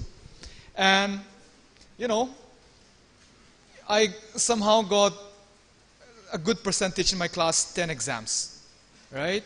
And all of you know that it's not difficult to get good percentage in your class 10 because our education system is such that the more you memorize, the better marks you get. So as long as you're good in memorizing, you'll always get good percentage. And that's what happened to me, right? I studied for 3 months continuously. I got good percentage. And since I got a good percentage, my parents, my neighbors, Tangkhul being you have to take science. You have to take science. So they made me take science. If it were up to me, I hated science. I was more of a humanities student, and I didn't like science at all. But I couldn't say no to the pressure that I was receiving from everyone, right? So I got myself admitted at Herbert School. How many of you are from Herbert? Okay. Okay, a few of you. I admitted myself at Herbert, and you know, the only reason you go to Herbert is either to become a doctor or an engineer. There's nothing else. If you want to be a doctor or an engineer, you have to go to Herbert. Otherwise, there's nothing else you can get out from that school, right? So I studied class 11 and 12 at Herbert School, and I somehow managed to get first division, just hung by the tail of first division, and passed my class 12. And after that, like every student in Manipur, I took a year break and went for medical coachings at Messi. How many of you have had this experience of having taken coaching at Messi? Engineering or medical? I see one hand over there. Just one? Wow, two. Wow. This generation is very advanced. Because if it was in my time, at least 50 hands would have raised up. The only reason you took science in my time was to either become a doctor or an engineer. And out of 100 students, maybe only 10 or 15 of them, they truly want to be doctors or engineers. The rest of the 85 or 80, they are taking science and taking these coachings because of family pressure, right? Societal pressure. So anyway, I took medical coachings. It was supposed to be a 1-year coaching. 3 months down the line, I couldn't take it anymore. I was like, nah, I can't. I started bunking classes. I started, going out from home, went to a different direction, enjoyed at a friend's place, came back home, and pretended I had gone to coaching. Then I realized that I couldn't continue this way for a long time. So I decided that I must do something else. So one day I sat down with my parents, and I told them, this medical is not my cup of tea. Science is not my cup of tea. No matter how hard I try, I'm unable to learn. So I want to do something else. And miraculously, they said, okay. I didn't expect, but they said, okay. And the only reason why they wanted me to study medicine was because of the advice that my grandparents had given me since I was a young boy, right? The only advice was, Warren, you must become somebody in life, and when you become somebody in life, you have to help society, right? You have to help society. And my parents thought that being a doctor was the best way to help society, which was why they wanted me to be a doctor. Well, that didn't happen, so I had to come up with a different direction. So I had a friend who was studying in Bangalore at that point of time who told me, there's a subject called social work. I had never heard of social work all my life. And since I wanted to serve society, I decided, this is a good subject. So I went to Bangalore. I studied Bachelor's of Social Work at St. Joseph's College. Studied for 3 years there. I graduated from that college. And like every good social work student, my next step was a master's in social work from the Tata Institute of Social Science. So I wrote the entrance exam. I got accepted there.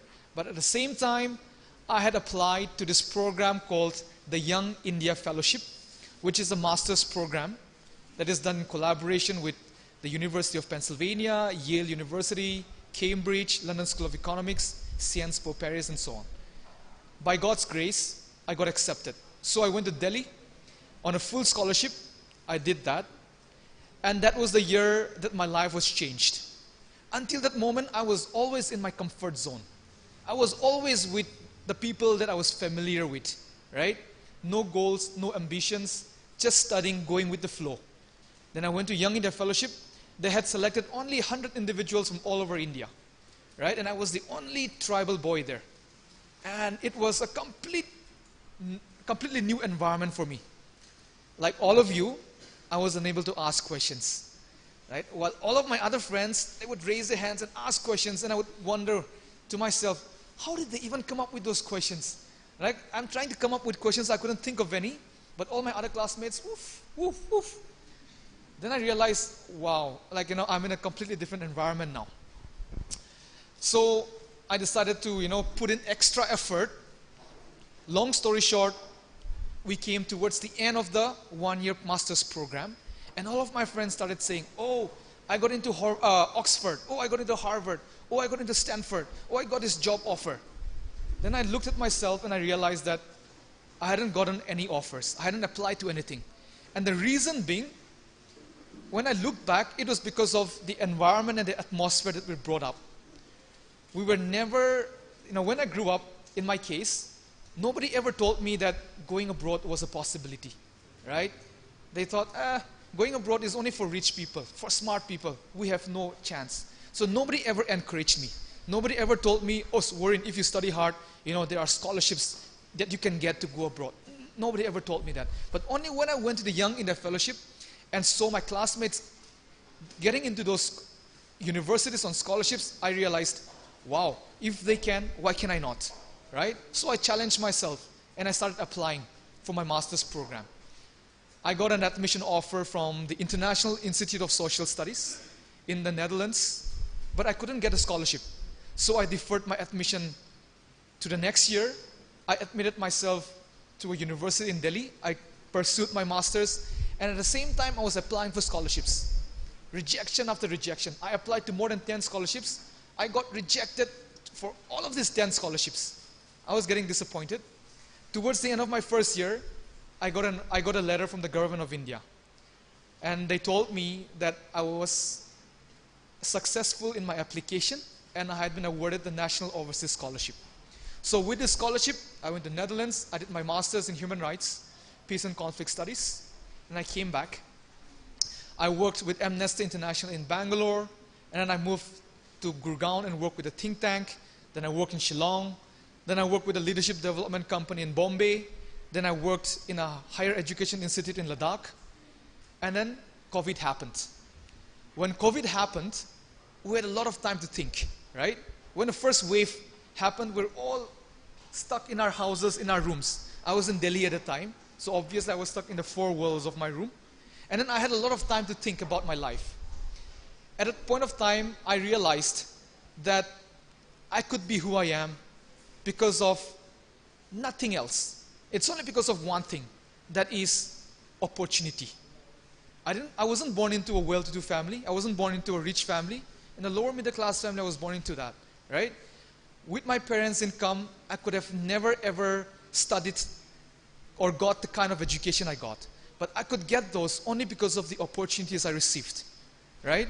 And what that made me realize was that there are thousands of kids back home, thousands of students back home who are growing up. Intelligent kids, brilliant kids, but without any proper guidance, without any proper mentorship. And the moment they take one wrong decision, they're going to waste their lives.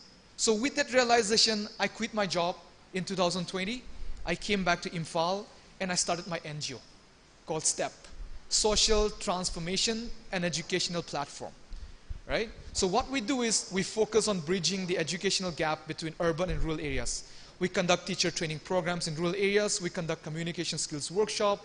We conduct such career counseling programs. We run an online institute called STEP Fellowship, where we train 21st century work skills to underprivileged girls. We run a consultancy firm called STEP Consultancy, where we help students achieve their dreams. We help you create your CV. We help you write your application essay. Unlike in India, if you want to apply for scholarship, if you want to apply for masters abroad, you don't have to memorize. You just have to write essays, right? You have to write amazing essays. You have to have good people who refers you, and that's all that matters. So we help students come up with those essays so that they can achieve their dreams. So that is what I do, and that is why I do what I do. Do you get it? And that is my story, my journey. And right now, this is my career. But I did not ever dream that this would be my career. So choosing career is a very, very tricky process, right?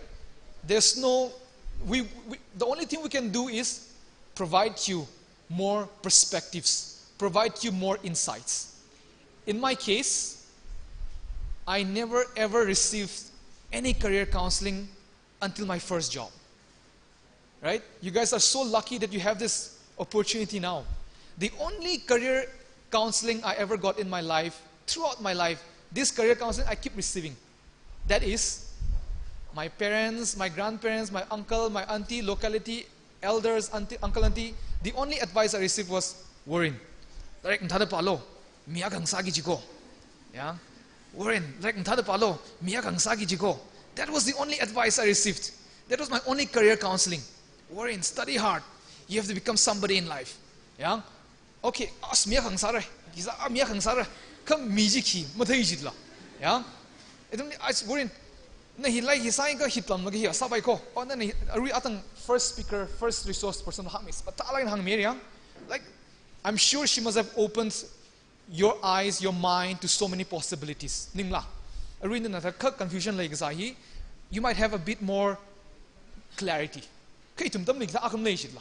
Yeah? Nobody ever told me, Warren, you know, you're very smart, you're very outspoken. You know, you can go along this line. If you want to go along this line, you can take this subject. Never, ever. Only become somebody in life. Become somebody in life. Miyakang sagi jigo, miyakang sagi jigo. Jima. Say, okay. Miyakang saga the doctor sa masabay too. Yeah? Miyakang saga the social gatam. Jimung datu. Inakang ba? My entire life was a trial and error method. Where I am right now was never planned. And in a way, careers are like that. In a way, careers are like that in the sense that your ultimate career will be a accumulation of all your past experiences, failures and successes. So, in my first job, Amnesty International, I worked in a human rights organization. So that has, my responsibility was mostly data collection, survey, data collection. That was my first professional experience, yeah? Then I went and worked in a think tank. There, I was the project head. So I looked after around 100 people under me. So that taught me people management skills. That taught me, you know, people management skills, how to talk to people, how to get things done. But I didn't enjoy the job. But I learned that from my job, right? Then from then on, I worked in a leadership development company in Bombay.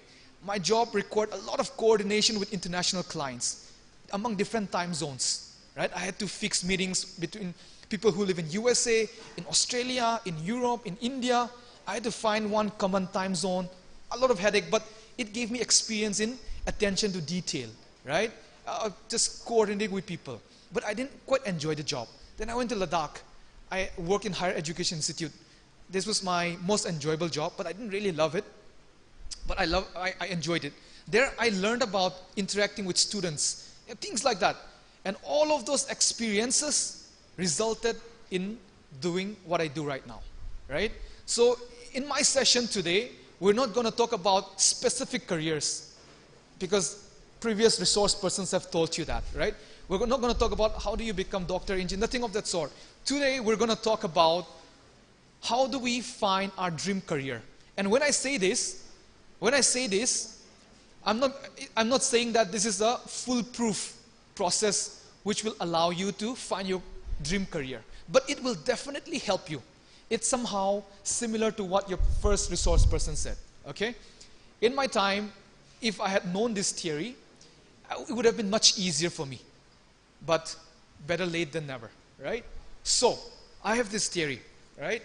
And not only I, but a lot of other people uses the same. So you have to remember three things. Interest, whatever, right? So similar, the first thing that you have to remember right now, when you have started thinking about your career, is that as human beings, we all have something that we love. We love to do something, right? Every one of us have that one thing. We love to do something. Some of you want to cook. Some of you love cooking. Some of you love singing. Some of you love playing games. Some of you love doing, crafting, playing arts and craft. Everybody has something that they love, right? So that's the first thing that you need to remember. What do you love? What is your passion? What do you love doing, right? The second thing is, are you good at it? I think first resource person talking about that's Shah Rukh Khan. He loves watching movies. Then he started acting. He loves it, and then he's good at it, right? Similarly, are you good at what you love? Okay? That's the second thing that you need to remember. What is something that you love? If you found that, are you good at it? Right? And the third aspect is, can you make money out of it? Okay? For starters, remember those 3 points. What do you love? What are you good at? And can you make money out of it? Okay? To give you an example, what do I love? I love singing. Right? I love singing. I love karaokeing. I love singing. Am I good at it? No. Right? In fact, you will pay money to make me stop singing. Right? Maybe if there's a career, then maybe I can make money out of that. But having said that, sometimes there are things that you love to do, but you're not good at it. Right? So you have to be aware of that. There are some things that you're good at, that you love doing, and you're good at it as well. Example, knowing baho. Yeah. Ramyopi. Let's say Ramyopi, yeah, please sit down. Ramyopi is good at, she loves cooking. Example, yeah. And she's good at it. And when she says she's good at it, self-confidence, I love singing, I'm good at singing. When I start singing, people say, not good, yeah. So Ramyopi loves cooking, example, right? Is she good at it? All her friends, they say, yeah, she's good at cooking, which means that she's good, right? So you all must have something like that, where somebody outside of your circle has validated you and said, oh yeah, she's good at it, right? Now the third thing is, can you monetize it? Can you make money out of it? Why am I saying this? Is because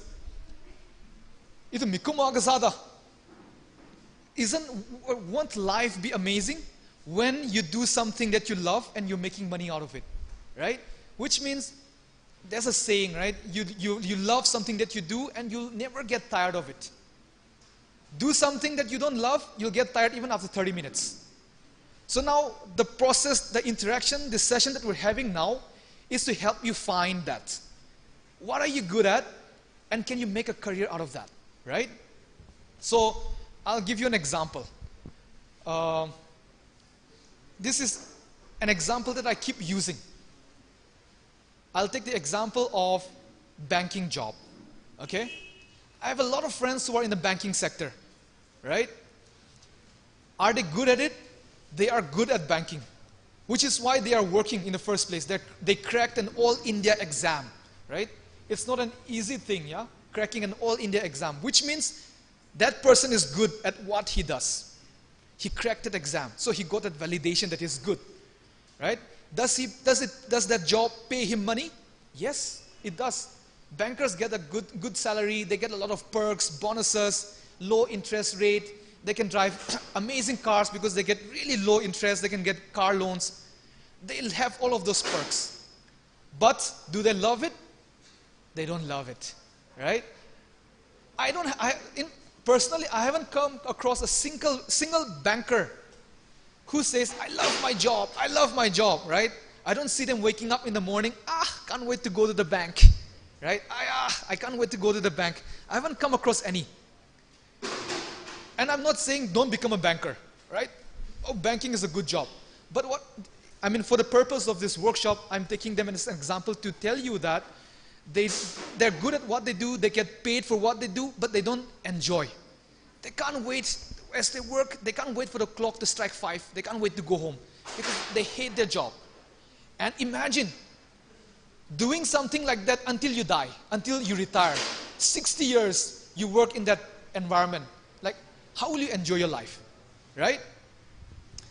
That is one example of how that is not your dream career. Okay? Now, I'll give you another example. Okay, now, just to make it easier, let me take myself as an example. Right? Now, what do I love? Right? What do I love? I love public speaking. I love interacting with students. I love interacting with people. I love interacting with youth. That's where I get my energy. For the last 2 hours, as I sat here, I was so exhausted. Right? I was feeling super exhausted, so humid, so hot. The moment I stood up here on the stage and started talking, I suddenly got my energy. Right? I'm not tired anymore. So I love doing this, interacting with people, talking with people. Right? That's what I love. Am I good at it? I think I'm good at it, right? Because I've got a lot of validation, and that's the reason why I've been invited, right? For the last 2 years, I have been invited everywhere for seminars, for conference, by universities, by colleges to come and talk on various topics. So I have this external validation where they invite me because I'm good at it. So now I have to decide, okay, I love doing what I do, I'm good at what I do, but can I make a career out of it? And when I say career, a career is something, generally something that pays you, right? That allows you to live your decent life. So now I think, can I get paid for what I do? So I started charging money, right, for my services. So generally I charge 3,000 rupees per hour, okay, to go and speak in universities, in colleges, in organizations, in villages where I charge 3,000 rupees per hour. So imagine, I at least in a week, I have 2 speaking engagements, right, of average 2 hours. 2 hours per session. So I get paid 3,000 per hour. So I get paid 6,000 rupees, right? And I speak twice a week. So 6 twos are 12.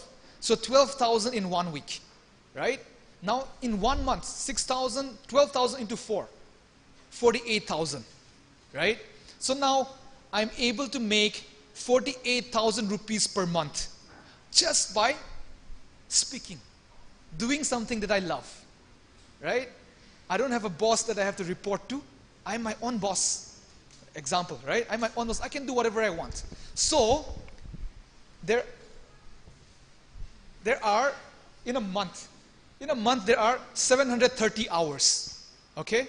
In 1 month, there are 730 hours. In 730 hours, I work for 16 hours. Obviously, I'm not considering the time where I spend preparing for all my speeches, right? Leaving aside that, just considering my working hours, in 730 hours, I work for 16 hours. And for 16 hours, I get paid 48,000. Now, imagine, 730 hours, I work for 16 hours. I have 714 hours to myself, where I can do whatever I want, where I can, again, earn extra money doing something else, where I can pursue my passion, where I can go play football whenever I want, where I can go for trips, right? Now that's what I do. Now let's say in Manipur, if you're able to earn 60,000, that's a big salary, right? Somebody who earns 60,000, it's a big salary. So let's say somebody says, oh, I have a job, I earn 60,000. Wow, society will say, wow, 60,000, right? That person has to work for 8 hours a day, okay? You work from Monday to Saturday. Leaving aside all the Sundays, right? It comes to 208 hours in a month. So a normal person who works has to work for 208 hours in a month, right? And he or she earns rupees 60,000, right, for 208 hours. If you divide that by per hour, he or she gets paid rupees 288 rupees per hour. Okay? So that person earns 60,000. Tolop kya sampang 60,000, 60,000. Rana baji, yeah? But at the same time, he doesn't enjoy his job, right? He can't wait for his job to get done.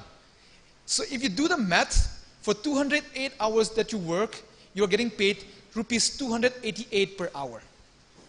In my case, the society will say, I have a government job, NGO now, but I earn 3,000 rupees per hour. I work only for 16 hours, right? And that is my career. I'm giving this just to give you perspectives, okay? I'm not saying all of you should start doing what I do, but just giving you perspectives, a better idea of careers in 21st century. What you have to remember is that in the 21st century, anything can be your career. Remember that. Anything can be your career. In a Sadal Clay OT, 10 years back, I don't think it would have ever existed. I don't think I would have ever survived with this career 10 years back. But now, in 10 years, the world has progressed so much that I'm able to live a very decent life with this career that I have. Oh yeah, I was earning double, triple of what I earn right now back in my working days, right?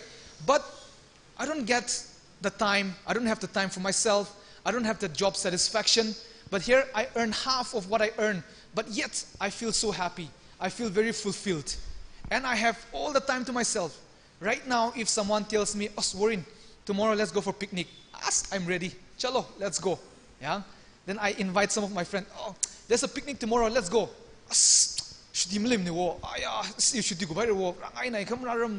Example.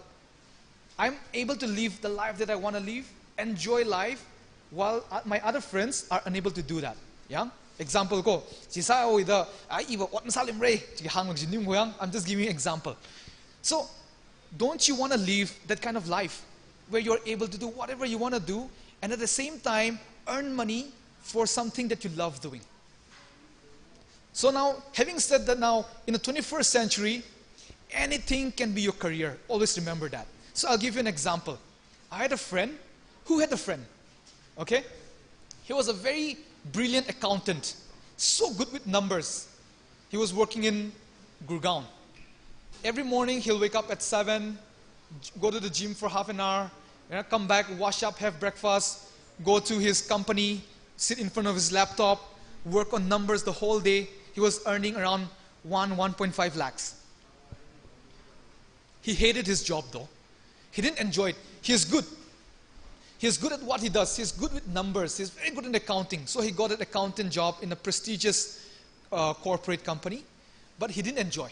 He was getting paid, right? He was getting money for it. He was good at what he does, but he didn't enjoy his job. But he had a hobby. He loved gadgets. He loved, gadgets, phones, laptops, whatever. So the only escape for him from that reality was just reviewing all of those phones, whatever. So he decided to have a YouTube channel.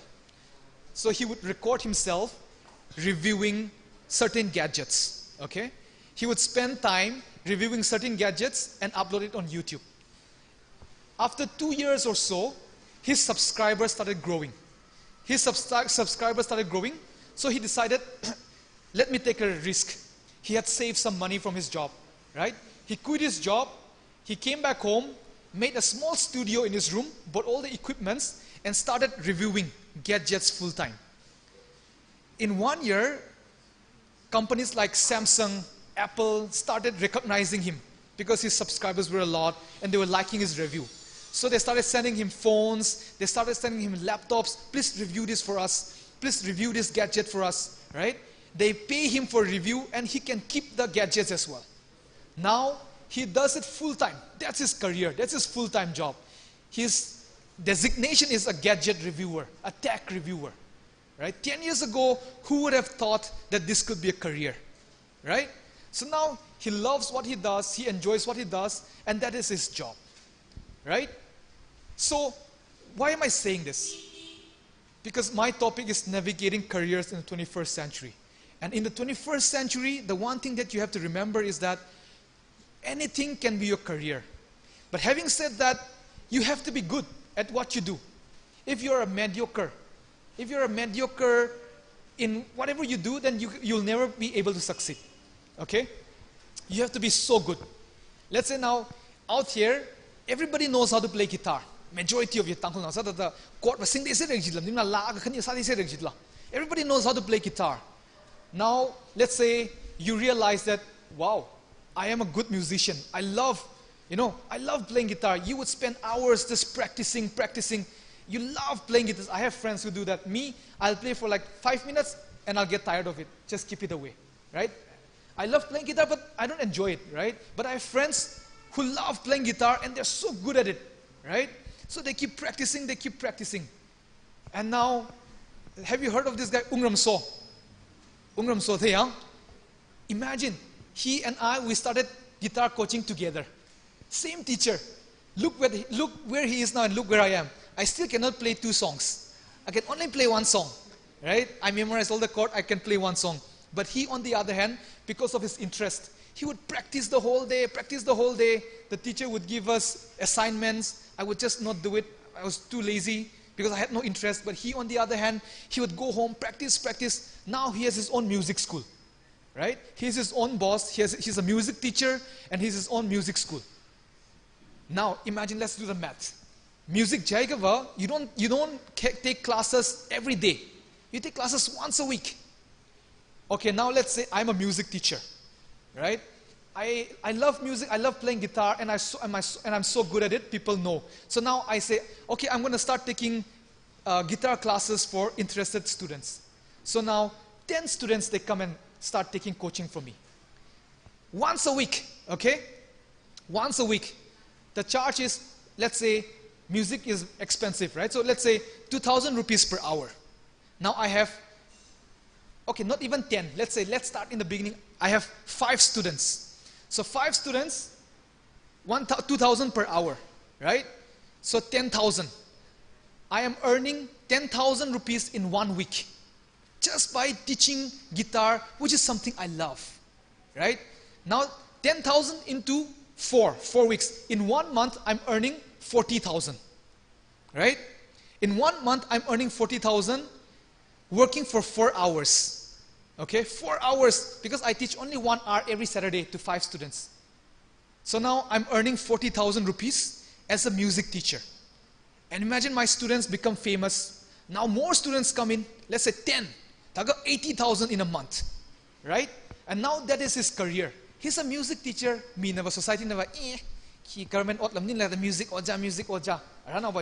But he's his own boss. He can do whatever he wants. He's earning 80,000 rupees per month. He can travel wherever he wants. He can do whatever he wants, right? This is my career because, well, he is not as talented as me when it comes to public speaking. So he's not doing. I am better than him in public speaking. Now I've made this my career. I am not good in music, so I cannot make it my career. But he is so good, so damn talented in guitar that he is teaching guitar and earning 80,000 rupees per month, right? And now that is his career. But that became his career because he was so good at it.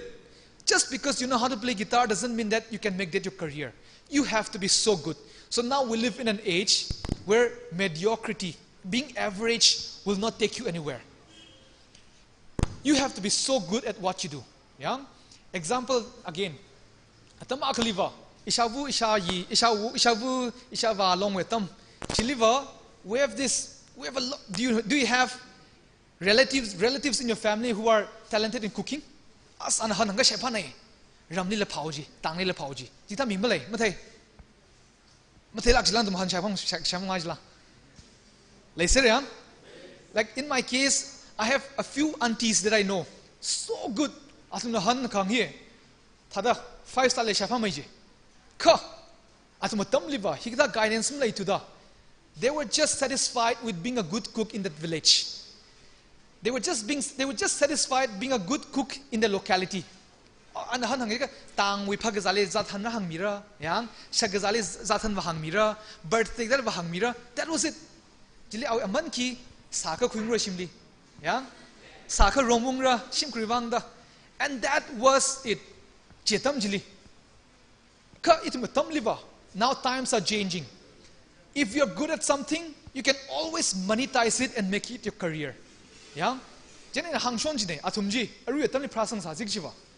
Let's say if they're good at cooking, right? They can start selling. Now we have so many cloud kitchens. Have you come across this page on Instagram called Raman Cooks? He's a Manipuri guy. And he loves cooking, right? So he started with a few hundred followers where he posts his online recipe. He takes a video of him cooking, right? He takes a video of him cooking and he uploads on videos on Instagram. Now he has around 40,000 followers. And he sells his recipe, he sells his food, and he's earning lakhs. He's earning lakhs of rupees. He has his own chili recipe, chili pickle recipe. And he ships those chili pickles all over India. And he earns in terms of lakhs. What I'm saying is, if you're good at something, right? If you're good at something, be so good at it that you make a career out of it and you earn money. Right? So, that is one thing that I wanted to remind you in today's session. That anything can be your career. Just because, yeah, automatically, if I was born 20 years back, in a read publicly, I will just end up being, in the youth society and I would have never ever thought that I could monetize and make a career out of the gift that I have. The world is changing. If you're good at handicraft, if you're good at crafting something, if you're good at sewing, if you're good at, I don't know, just making paper dolls, you can just make a career out of it. Because there are so many examples of people who have done something that is completely different and made careers and living comfortable lives. Yeah? Because not everyone can become a doctor, not everyone can become an engineer, not everyone can become an IAS officer. In a class of 100, 15 to 20 of them might become doctors, engineers, IAS officers, right? And if you want to be a doctor, if you want to be an engineer, if you want to be an IAS officer, amazing. We need more tribal officers. We need more tribal doctors. We need more tribal engineers. Go for it. Right? You have our full support. But not everyone is interested, right? If you are someone, like how our previous resource person said, if you are someone who gets tired after opening your book for 30 minutes, you can never ever become a doctor or an engineer or an IAS officer. Right? But if you are someone who loves reading, if you are someone who enjoys reading books, then you have a career. You can go on and study till PhD, become professors, become assistant professors. You can pass your NET exam, take your PhD degree, and become professors. If you're good, if you enjoy studying, you can study for hours and appear exams, competitive exams, become officers. Right? If you're that kind of a person, then go for it. But the rest of the 80%, they are not like that. Right? Because all of us have different gifts. We are wired differently. Some are talented in arts, some are athletically gifted, some are oratorily gifted, some are gifted in terms of the memory power. Everyone has their different gifts. You have to be aware of that. And like our previous resource person said, you have to understand who you are first. If you are an introvert, okay, let's say you hate talking to people, you just enjoy. How many of you are introverts here? Just raise your hand. All these first benches, okay. How many of you are introverts? Okay, let's say, now you know that you are an introvert, right? You hate talking with people, you hate socializing with people, you only want your me time, alone time, my me time, alone time, and you get your energy from that.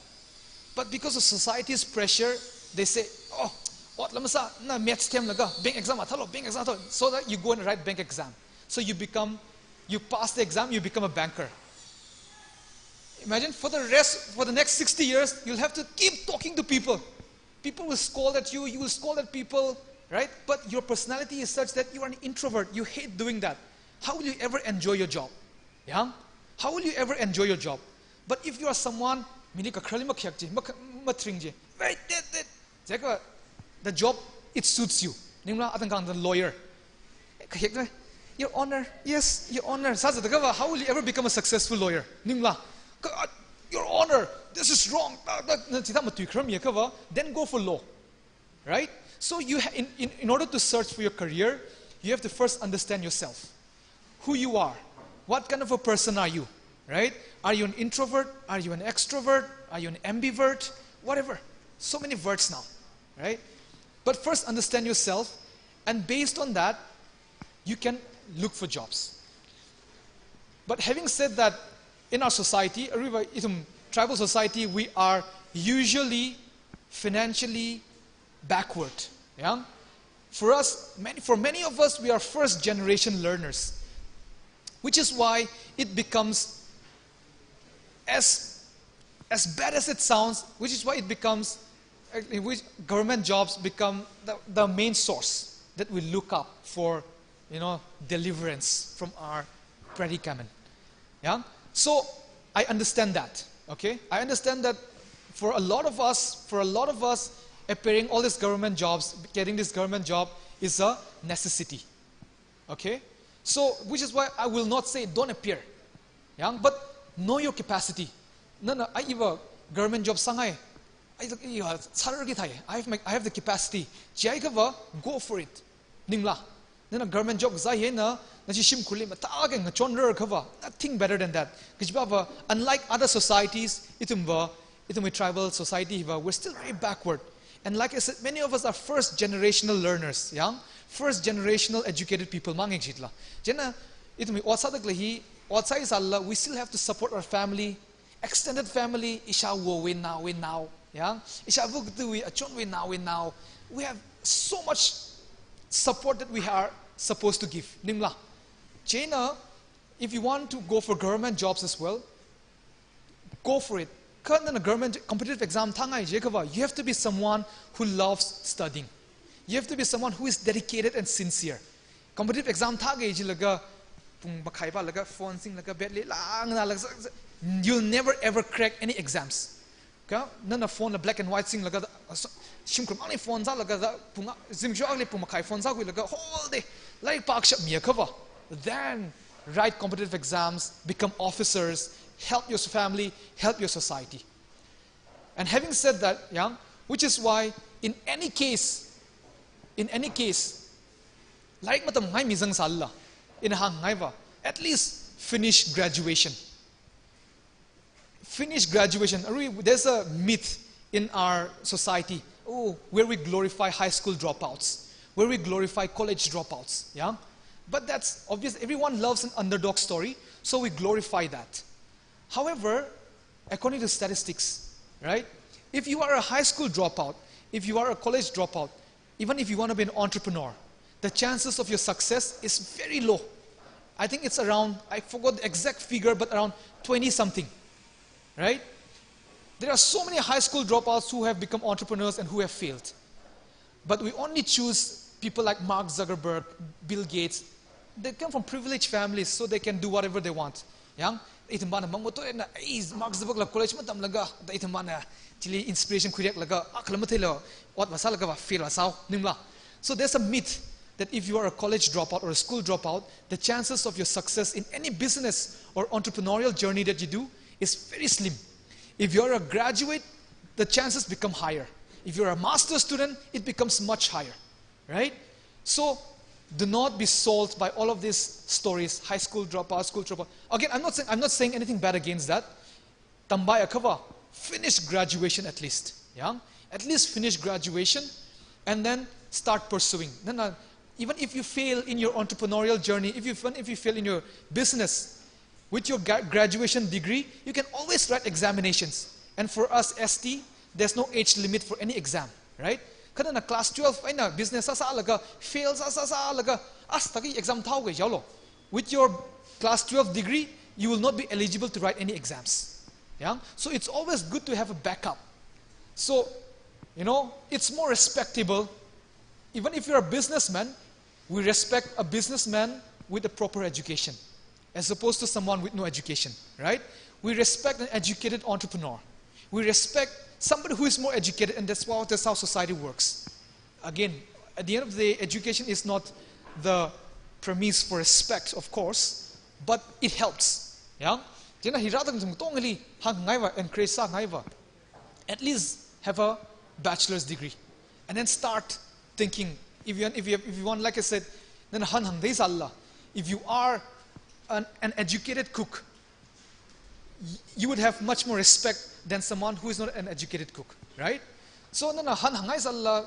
Then a college command, you can have a small cloud kitchen. Weekends money hanglo, for example. Let's say na Ricky class tamdle. Master, us no master ka okay, bachelor's katam again bachelor's BA katam muzang lele. BA katam muzang lak or class 12 pass sa gas gangle. Ri BA tam gigje. Issue iba BA le mahang ling daw gra.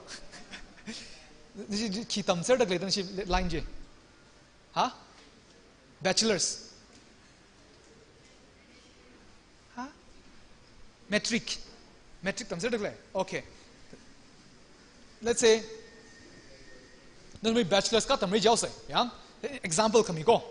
Na area, let's say na mi ba ho. Ha? A one yoga ga a one. A one, yeah? A one.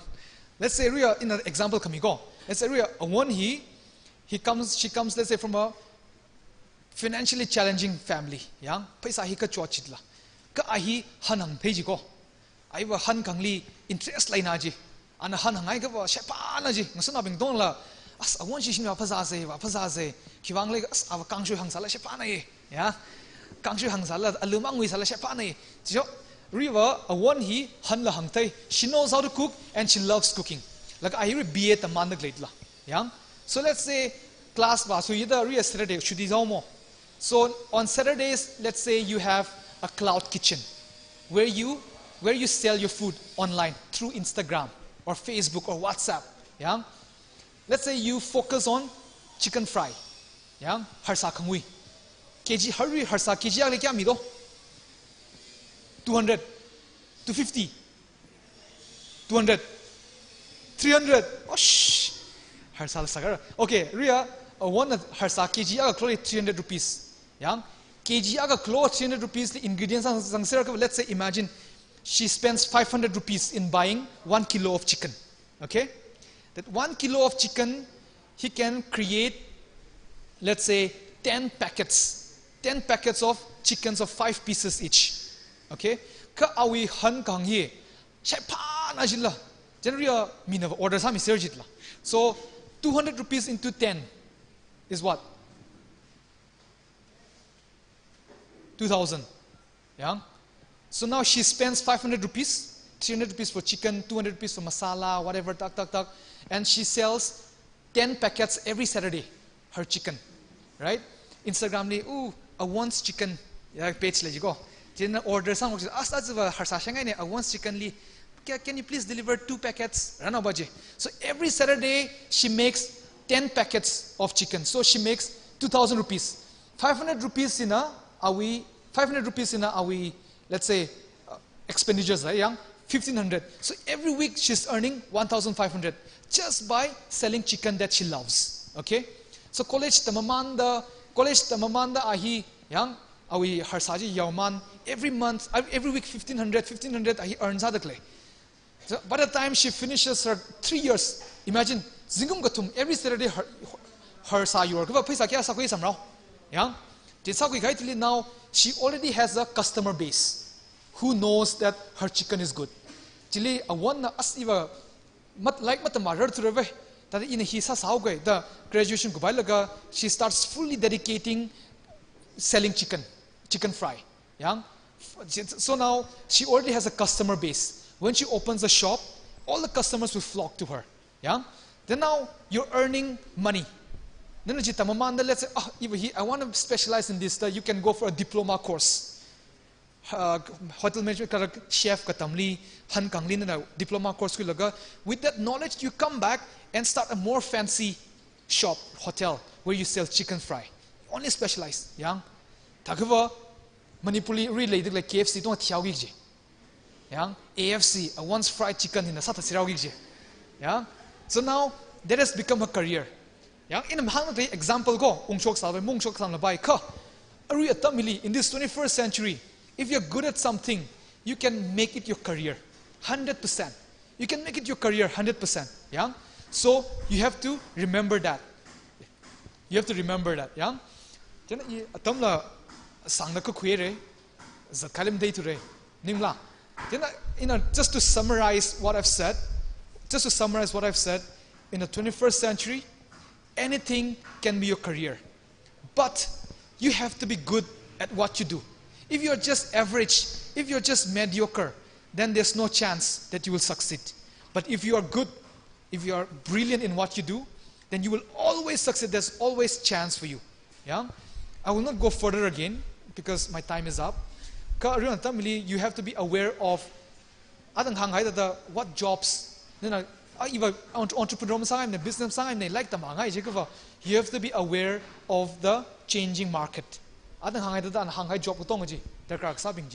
you have to be aware of those. Last but not the least,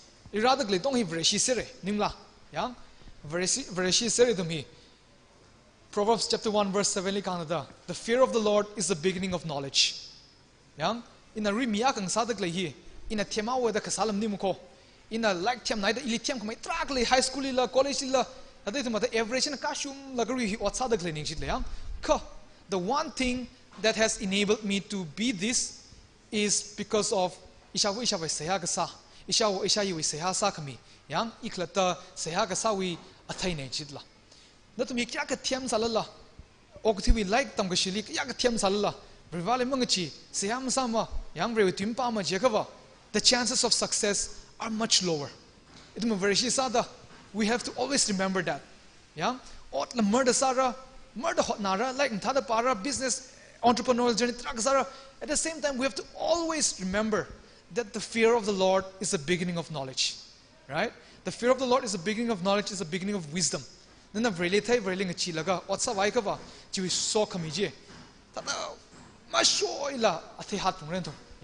You'll harvest the result of that.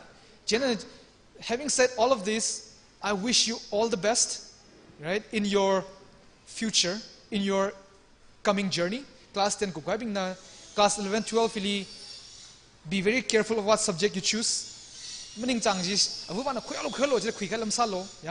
Know your personality, know your personality, know yourself, and do that.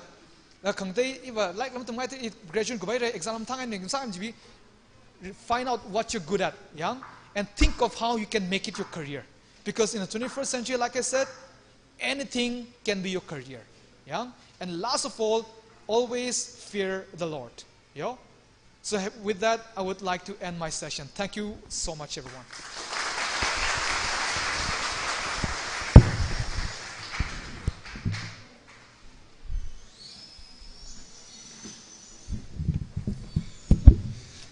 We have one more speaker, and I'd like to thank May Warren. He's a very dynamic young leader.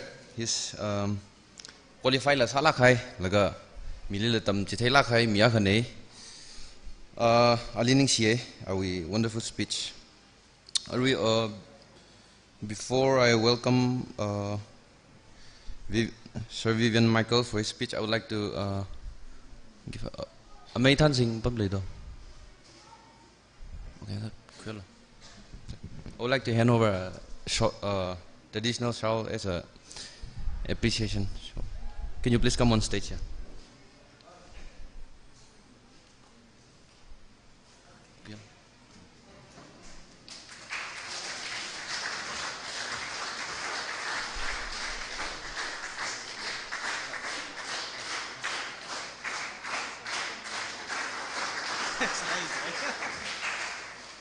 And then one more thing, I hope all of you have received the assessment form. You please fill that out, and on your way out you submit it in our desk. Now I'd like to welcome Sir Vivian Michael to take his time.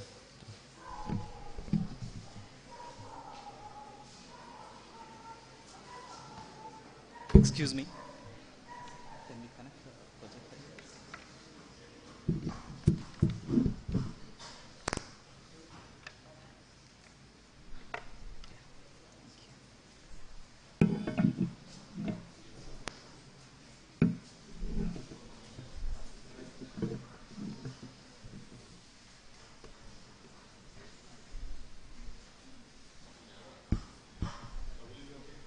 it's fine, it's fine.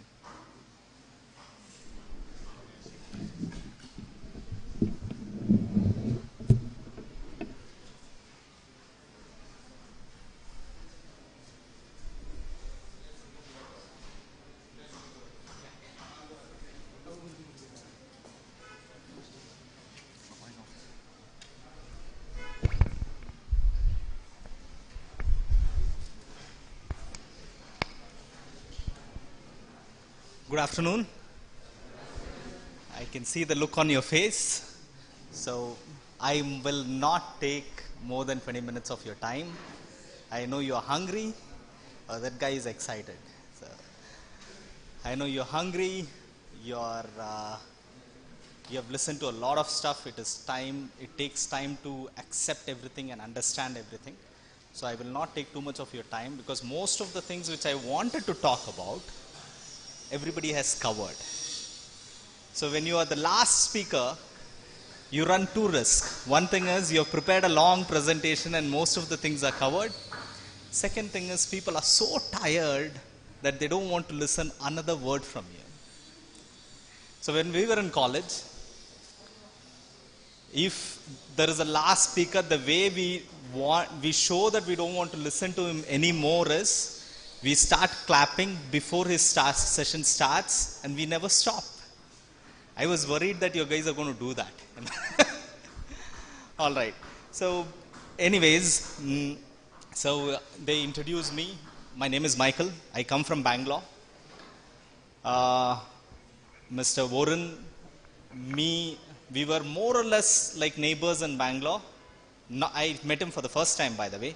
I studied in Christ University. He studied in St. Joseph's. So that is there. So what I came here to talk about was few of the courses which might sound interesting, but the first speaker, that lady gave a wonderful presentation. She covered most of the courses which has to be told to you about. So what I'm going to do is, I'll just show you, since I'm from Bangalore, the NED Foundation as such. What we do is, we are trying to bring the top graded universities to the students as easy as possible. So if you want to apply to a particular institution, if you feel, there are two reasons mostly people don't apply. One, you think that you might not get through. The fear of rejection is a big thing. You'll feel that, okay, you'll not get through, so you don't apply. Second thing is, you don't have enough of information about it. So what we have done is, this year, we have piled up, we have pooled a group of about 50 institutions from Bangalore. We have spoken to them. We have said, okay, students find it very difficult to apply to the colleges, and there are good agencies which help, the counseling centers which help the students out, but there are a lot of mediators who come and spoil and scam the students as well. So we are just creating a direct access for the students to apply to these universities. So you can apply to these colleges directly through our website. Okay? So when you apply through the website, what happens is, those students who apply, there are certain scholarships the colleges are directly offering these students. It can be any of the courses. Okay? Some of the colleges which we work with is Christ Academy, which is one of the top institutions. If you have anybody in Bangalore, if you check with them, they will tell you that Christ is one of the best institutions you can go to.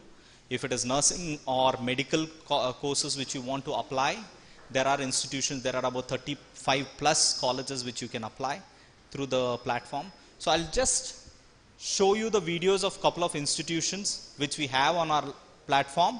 You can see it.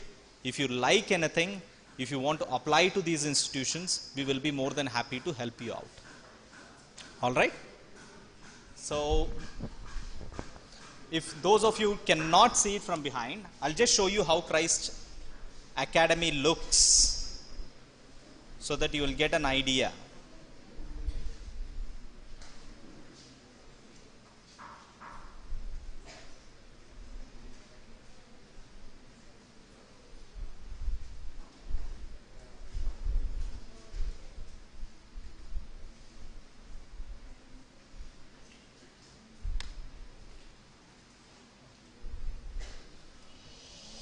Can you guys see it?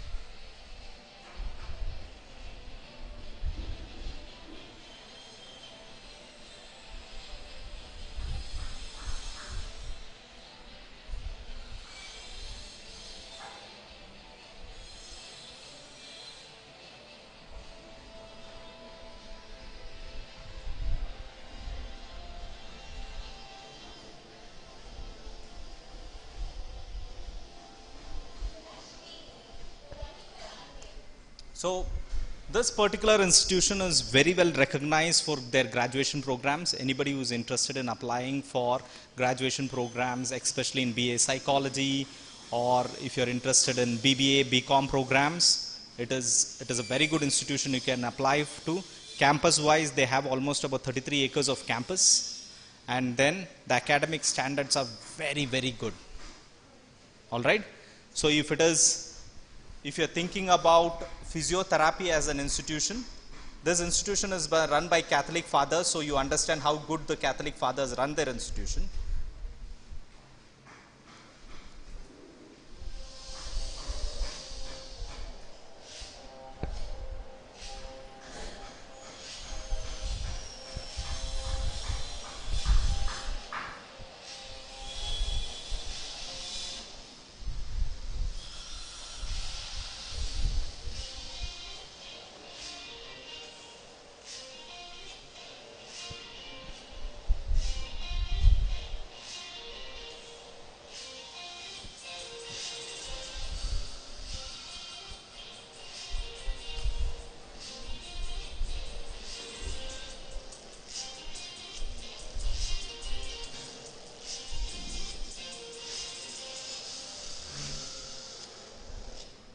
This institution is one of the best for physiotherapy, that is BPT, Bachelor's of Physiotherapy program.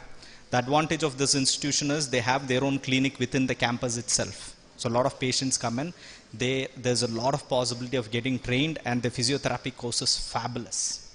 And again, this is again run by Catholic fathers. So the quality of education and the facilities they offer is beyond what we look for in regular institutions. So that is something which you can keep it in mind. I'm just telling you or showing you campuses which are the ones which are these days what most of the times what you have good career options after you graduate. So I'm just showing you only those campuses as such. Okay. So similarly, there are a lot of institutions like this which you can apply through our organization, and we are the only ones who have exclusive MOUs throughout Northeast. You cannot, anybody who says I will get you an admission in Christ University or Christ Academy, it's a scam. It is not possible. We don't work as agencies, we work as a student welfare initiative. So the colleges are just approaching or sharing the information through us. That's it. We just help you apply to these institutions and we stand away. You are dealing directly with the institution. We don't work as counseling centers or career counseling agencies. You guys get it? Okay. So the second thing which I was telling you about is, since the colleges, we have been working with them from quite some time, since they trust us, anybody who is an eligible candidate to get scholarships, or if they have a financial issue, we have the liberty of talking to them and making them understand why the student deserves a certain amount of concession on their fees. So we help the students out a lot in terms of getting their fee structure as reduced as possible. Okay. So apart from this, like morning ma'am was talking about, I just wanted to talk to you about 3 or 4 courses which was there, which she already told you, but I feel it can be repeated. One is nursing, and nursing courses are going to explode. Okay, the kind of industry or sector which is going to be expected in the next 2 to 3 years to come, the industry is going to be double the, so the government is spending a lot on medical infrastructure, and the private players are also equally competing. That means your employment opportunity is also going to double in the next 3 to 4 years to come. So that's something you can keep in mind. So in the same medical area, the other areas which are very well, which are most prospective is, she was talking about MLT, lab technicians. Everywhere you go, you need a very good lab. It is a supporting factor to the hospitals. Okay, physiotherapist, sports physiotherapist. I just showed you the campus now. This is one course where BPT is run along with a certification program. This is the only institution which runs BPT, that is physiotherapy, Bachelor's of Physiotherapy, plus a sports training certification program along with their course itself. Okay, so it is a very good advantage you have. All right, so physiotherapy is another course which is going to do very, very well in the years to come, and pharmacy as well. These courses you can just join blindly, not blindly in the sense just don't go sit there and come back, but then if you do well, there are high chances you will get a very good career option in the 4 to 5 years to come. Okay, so any courses which you choose, logically if you are a student, you must be thinking not what is going to be good now, but after you pass out, that is in the next 4 to 5 years, what is going to be the most prospective thing. That is what is going to get you a good career option. So that is what we are trying to suggest. So if you are interested or keen about these courses, if you want to apply to these institutions, we'll be more than able to help you out. So the last thing which I want to point to everyone is, it is not just that you do a course which is going to be the highlight, but it is also important that you do where it is required to do from. If you see Warren or my career, more or less we have the same life. Institutions plays a very important role. If you are in a good institution, good circle, the thought process, the success ratio is equally good. Okay, so if you are trying to get into an institution which is good academically, socially, if it is empowering you, it will definitely be a good choice for your career as well. It will motivate you to become more than what you are. All right, so I would request and recommend, before you join any institution, do the research in a solid way. Understand institutions here, Kolkata or Assam, all the institutions, the fee structure and the institutions in the major cities does not differ much. It is more or less the same. If you have an option to go and study in the prime cities, you should definitely take it up. That's my suggestion when it comes to it. If you have an opportunity, end of the day, wherever you study, you are going to either Delhi, Pune or Bangalore. Most importantly Bangalore or any of these other two locations. That's where you are going to work. So if you have an option to study there itself, it gives you an added advantage of understanding and adapting to the culture. You see the way how Warren was talking to you, the confidence he has, the things which he has developed, the language he has developed. This does not come automatically. It is the college which builds it in people. It is the circle which you join along with you which builds the career for you.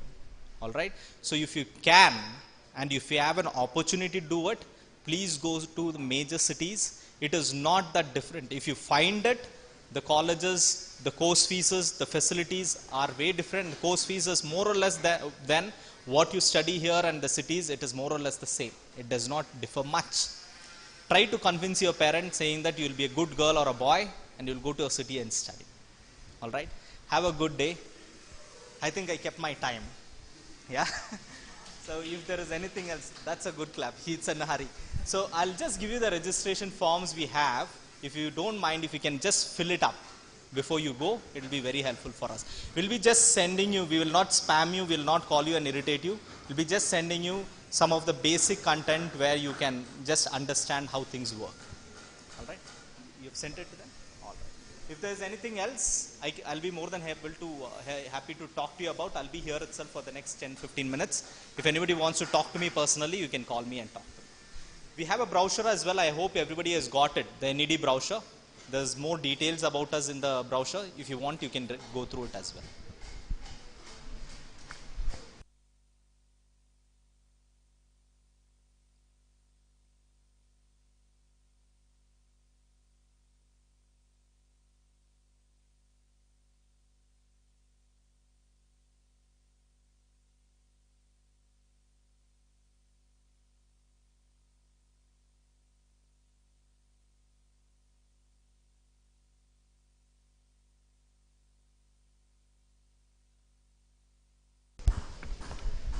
Thank you so much, sir, for your wonderful speech. Now I request our Vice President DKLI, Iliu Kolengbang, to take his time.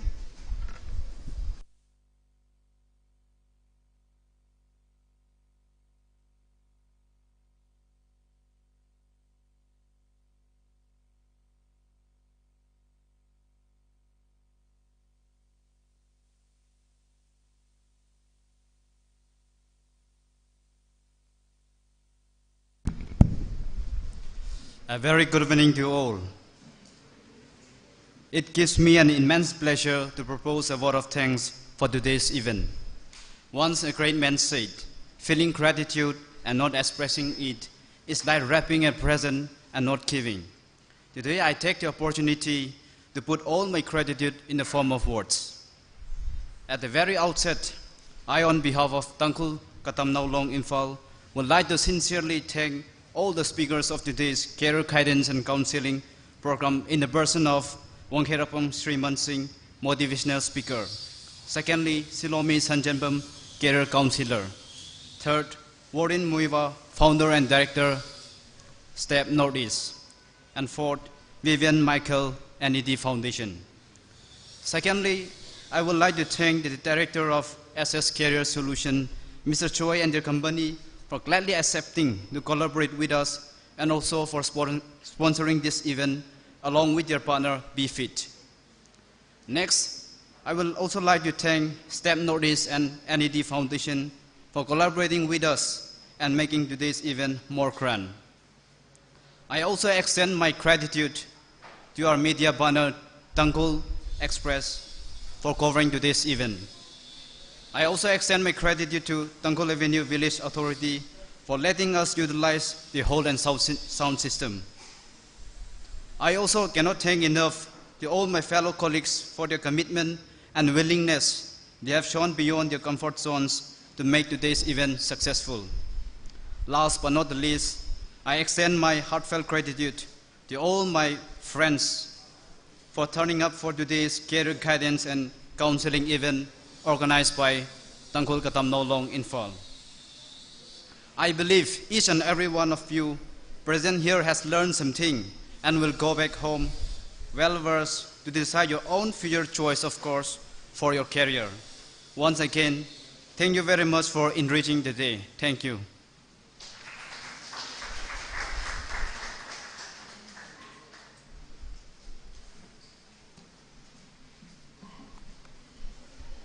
We now come to an end of our Career Guidance Come Counseling this afternoon. Thank you all for participating here, and I do hope you all have a productive and fulfilling week in Imphal. Thank you. Now, I call upon Mr. Kaleng Shang to bless for our departure.